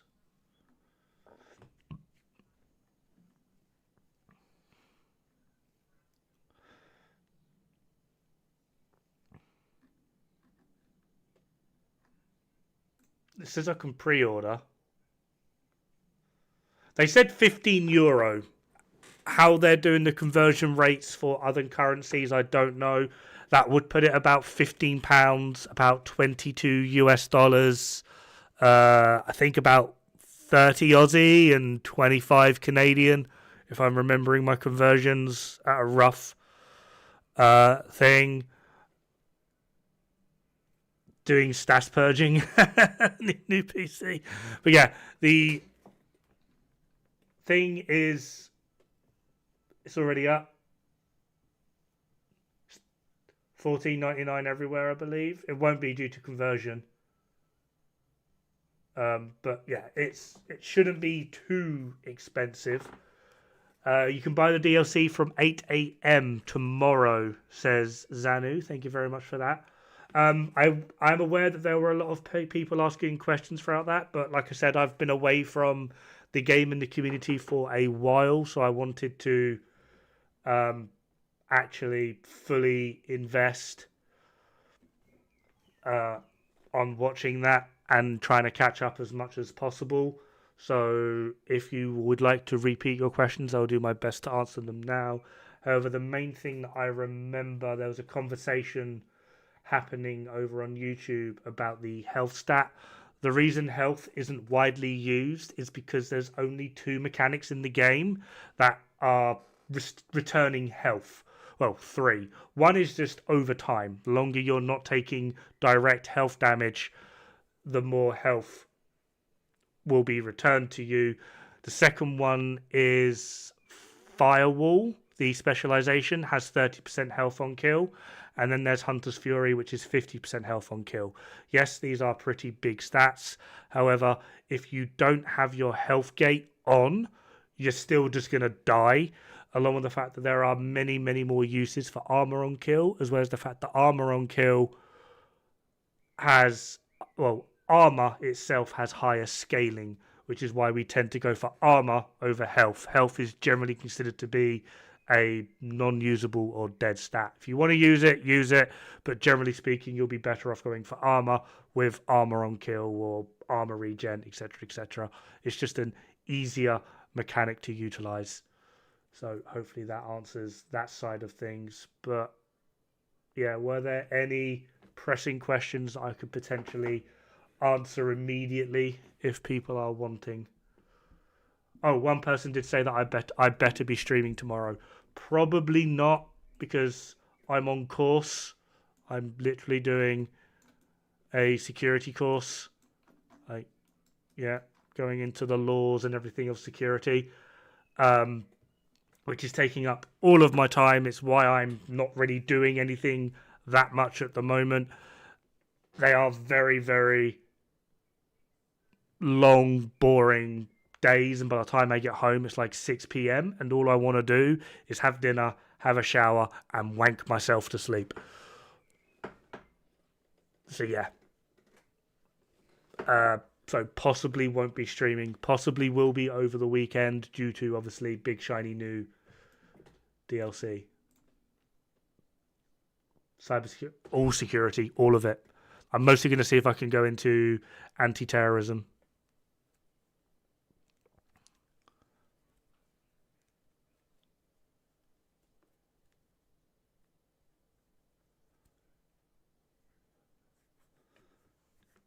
Not a problem, Monster Man. Thank you very much for stopping by.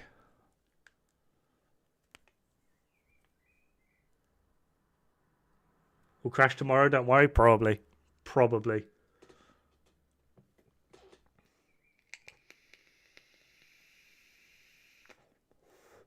Left hand or right hand? Wife hand. The watch points, need to spend them? Yes, spend them. Because they're going to get overridden. And you're going to get whatever your SHD is now tomorrow with the DLC or with the update, whether you bought the DLC or not. You're going to get all of your points again for you to freely spend however you want, essentially. Like working for an agency. Yes. Credit still character locked? Credit still character? What do you mean credit still character locked? Oh, credits, the actual currency in game. I think so, yeah. Internet or a PC, the community on PC seems a lot more relaxed compared to console. I wouldn't know.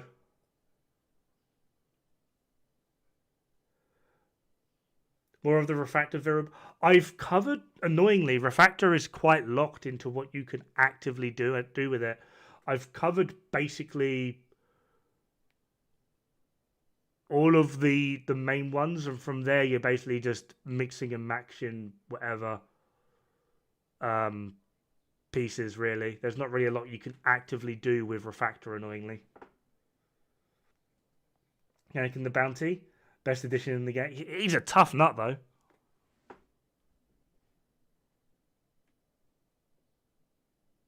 Oh, you mean for all of them? Yeah, I do. When you go onto my channel,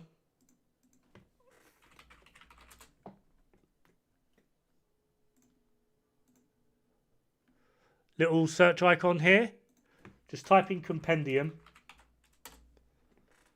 and it will do Strikers, Refactor, Hunter's Fury, Negotiators, Chameleon. I think they're the main ones I've actually covered at the moment, but I have done them for a few. So Strikers, Refactor, Hunter's Fury, Negotiators, and Chameleon. But yeah, I do plan on continuing doing that sort of thing.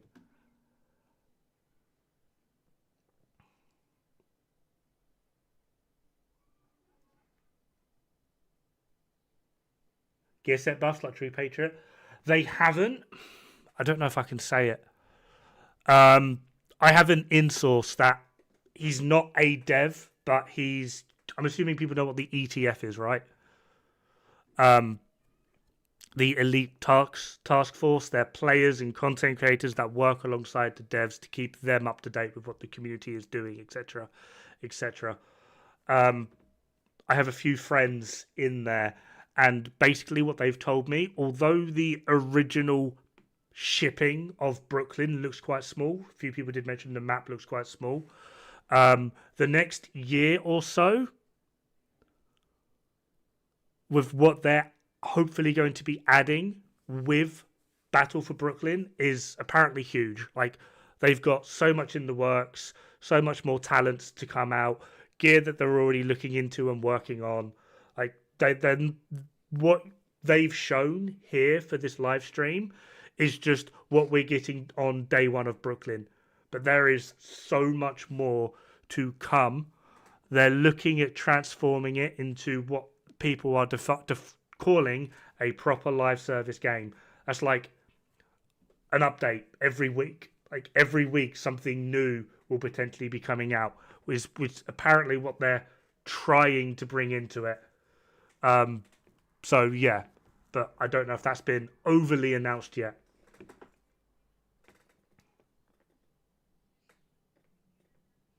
Is smart cover the only skill being added? Yes, but there's 2 variations of it from what I understand.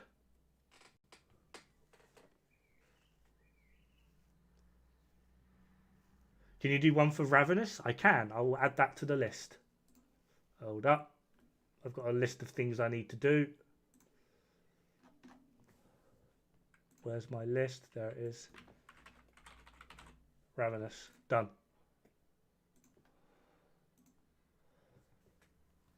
Hey, Avalon.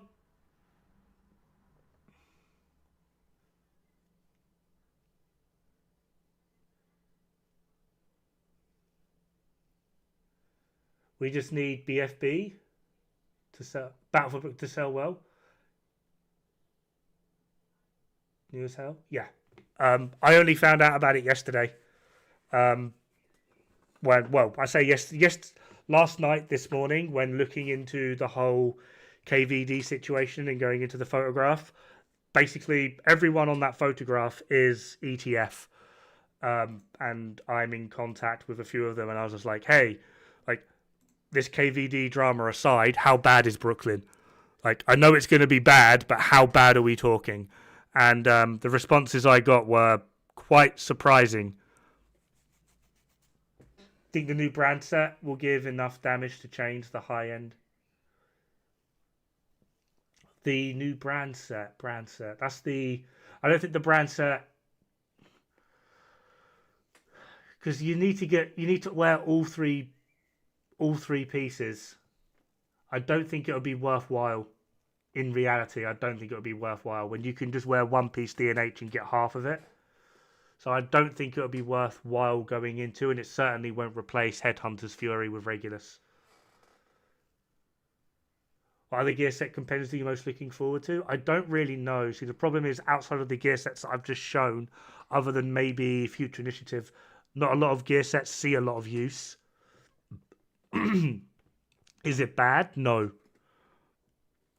I wouldn't say it's good. Like, a lot of people, like, I'm expecting it to be here. A lot of people are wanting it to be here. It's probably about here. Heartbreaker Compendium. That's a good point. I don't think I actually know. Have I done a Heartbreaker Compendium? I swear I did.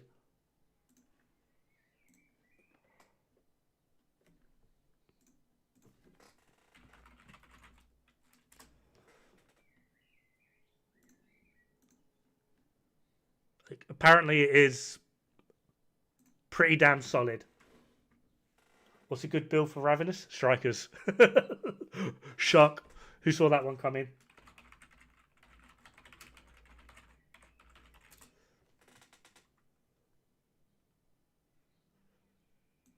I haven't done Heartbreaker. I'll have to do Heartbreaker. I'll add that to the list as well. You're obsessed with using Heartbreaker? The problem with it at the moment is it doesn't stack properly.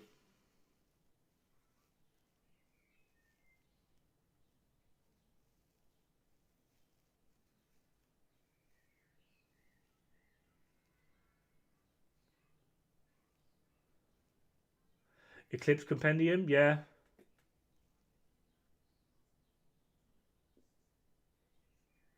You don't... Momentum's got nothing to do with Heartbreaker.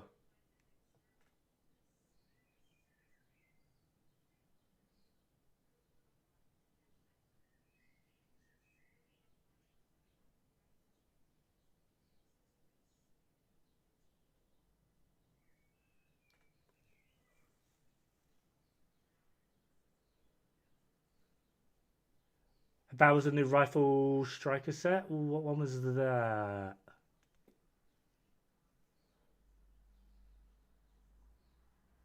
Breakpoint? Was it Breakpoint? That's Breakpoint broke me. That was horrible. Did they say the Division 2 is coming to Game Pass? Apparently it's already on Game Pass. Yeah, Breakpoint is horrible. I think I literally just made a mockery of that when I did the video for it.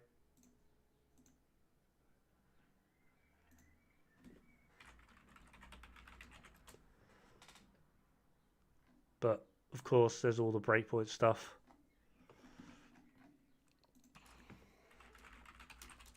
My keyboard is covered in cat hair.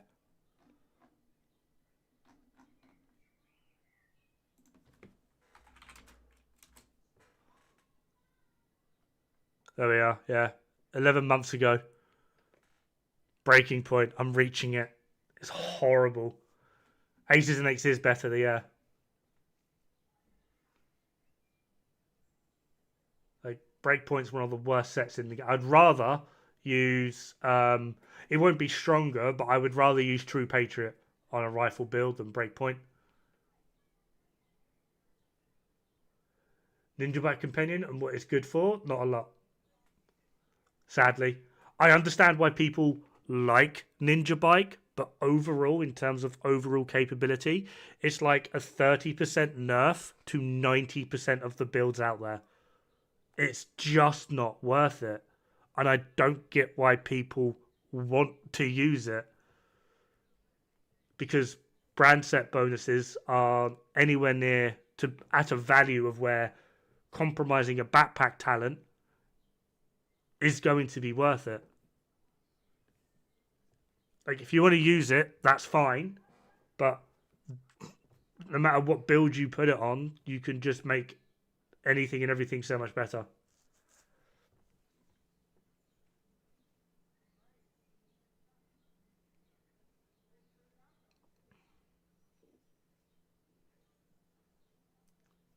What's the most functional Ninja Bike backpack build you can make? 3-piece Hunter's Fury, 2-piece Walker Harris, Ninja Bike backpack. That would probably be it. And that's just because Hunter's Fury offers a ton of damage and survivability by itself, opting in for 5% weapon damage and 5% damage to armor with an SMG, with the crit chance, bloody, bloody, blah. You don't necessarily need those crit rolls. The backpack talent, you're either going to be going for even Memento, which isn't that much and is mostly competitive with 5% weapon damage, 5% damage to armor from 2-piece Walker Harris. Or you're going to be running Vigilance, which on an SMG Hunter's Fury build you won't have up that much of the time. Or you'll be running Unstoppable Force, which you won't have up initially in the first place. So a good balance here would actually be to have 2-piece Walker Harris. Not Walker Harris.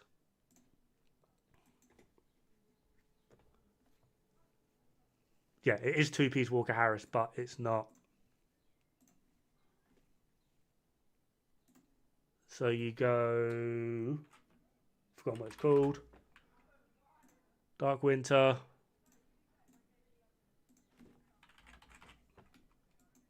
Ninja. I won't like. You just want normal prov. Walker Harris. And then you go.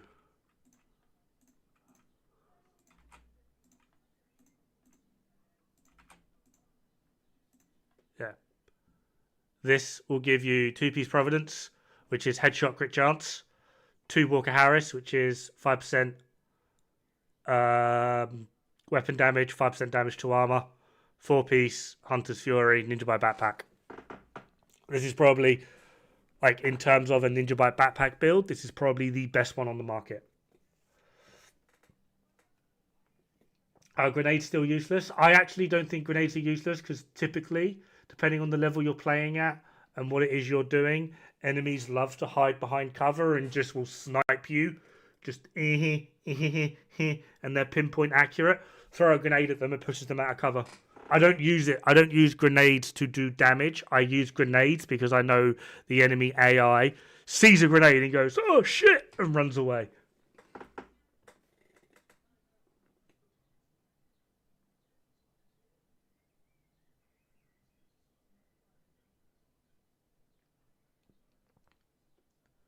I've just never found like a use for it. Like to me, it doesn't perform anywhere near as well as a lot of people seem to think.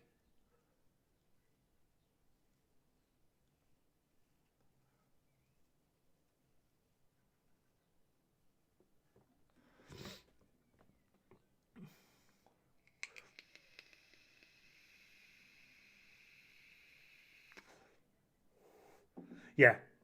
The problem is there's now so much in the game that trying to fit more new and exciting things is difficult. Is the healer build with Ninja Bite Backpack relevant? Kind of. What is that again?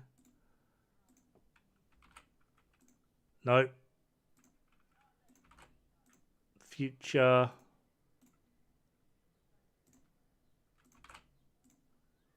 Future. Future. And then you want Emperor. And then Alps. So repair skills and skill haste everywhere. And the idea behind this is Murakami is repair skills and duration and repair skills. And Alps is repair skills and duration. This is a worthwhile heal. This is the most healing you can get from a single tick of Hive and Repair Chem. But you are missing Overcharge. I use this when I'm playing as a healer with absolute randoms that have no idea how to utilize an overcharge. The reason why it doesn't really see a lot of use is quite simply because you only can put one exotic in. And BTSU gloves on something like an FI build is massively, massively more helpful. Massively.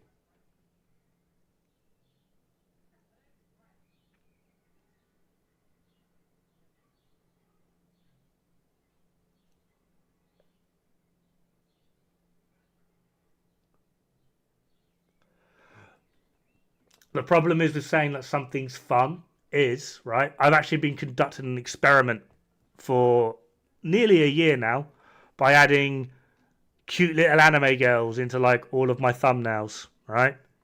And I started doing this because so many people kept on coming to me being like, yeah, but it's fun. Yeah, but it's fun. Yeah, but it's fun. That's not an argument. It's not an argument. So I started adding anime girls into my thumbnails. And then immediately they're like, why are you adding anime girls into your thumbnails? And I'm like, because it's fun. It's fun when they do it, but when I do it, I'm a weirdo.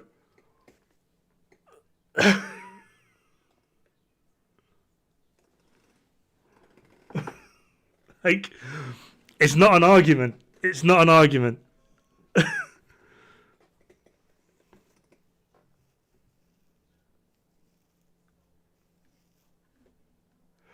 I think this was my favorite one because, like, it's like, which one are you taking home as like the thumbnail? And all of the comments, all of them, nothing to do with the actual video or all of the named items in the PTS. It's literally just, oh yeah, by the way, I'm like the one in the pink or the one in the green. It's just like, what the, like, second from left, jiggle jiggle, like no one cared. No one cared about the items. They're all just like, oh, I see boobs. Boobs. Like, so for you, it's fun. Fun for you is fine. That's great. But saying that something is fun doesn't make it good, right? Would you like to know what I do for fun? All right. This is what I do for fun. Hold on.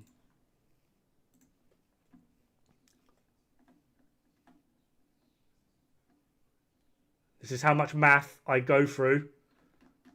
So you got full damage to health total weapon damage or no damage to armor, no damage to health, no detox, no damage to armor or health with detox, with FI, with OD, no total weapon damage but has FI, no DTA, no DTH. I go through all of it. Survivalist, Elmo, like everything. I can generate through one build. I can generate something like 1,780 numbers.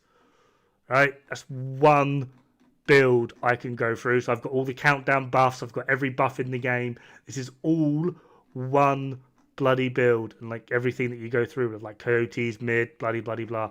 Right? That's what I do for fun.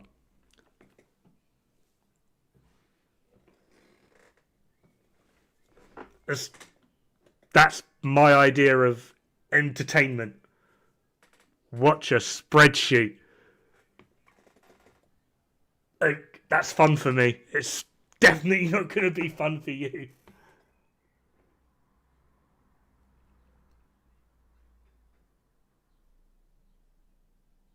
Yeah, that's fine. That's fine. But just my point is try not to use the word fun as an argument as to why something is good.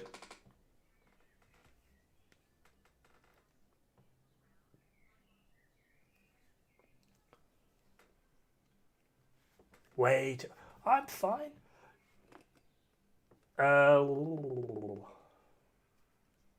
Fun builds are not good builds. That's again completely subjective.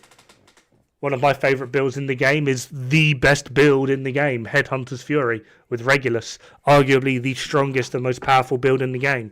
And the main reason I like it is because I suck at headshots, and yeah, I find the game engaging again. I find it fun, but I suck at it and I die a lot.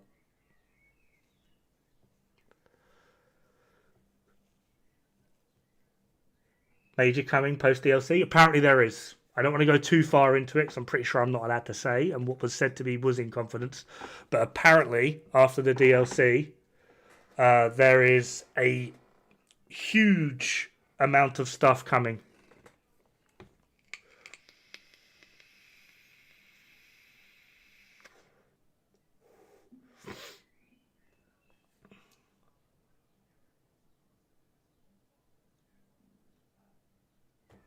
I like a good argument, though. It's one of my favourite things is when you can, like, actually sit there and debate with someone. Like, it's one of the, like, I've said it like a million times, nothing but skills. Like, I don't rate his videos, I don't rate his builds, but when I argued against him, like, live in his chat, we were in voice, I was in his chat, like, immediately it changed my overall stance on him as a person, just because he was actively able to articulate why he builds and does content the way he does it. And I had nothing.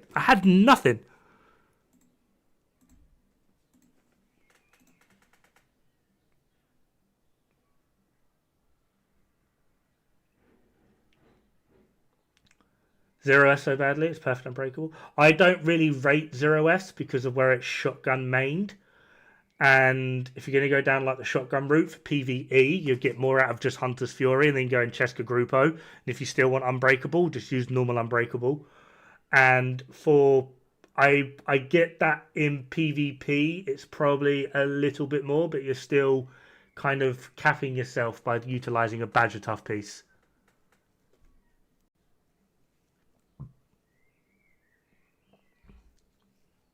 Best looking gear brand sets. Buy the SAS skin.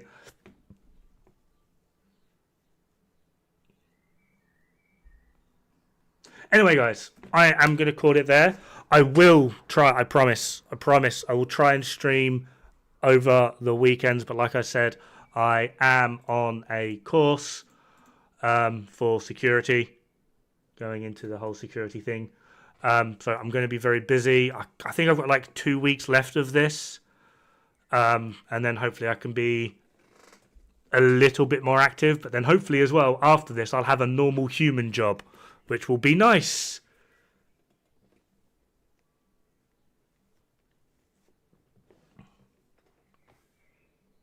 So yeah, bear with me a bit longer, but hopefully, don't shoot. We're not allowed to carry firearms over here. But yeah, have fun. Actually, wait. Have we got anyone on Twitch we can throw a raid at?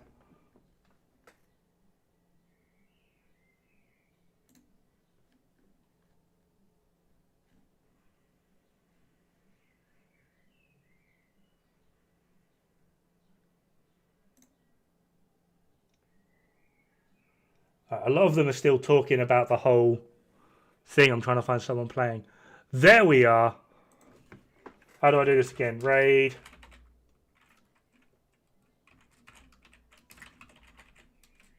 Is that how it works? Woohoo! And for those of you over on YouTube, if you are so inclined, we're going to be raiding old Danny. But yeah. Thank you very much for tuning in, guys. Hopefully I'll be back streaming a bit more regularly. I'll try and stream over this weekend. I try and do videos as and when I can. However, in the meantime, have fun. Good luck. Don't die. It's bad for the health.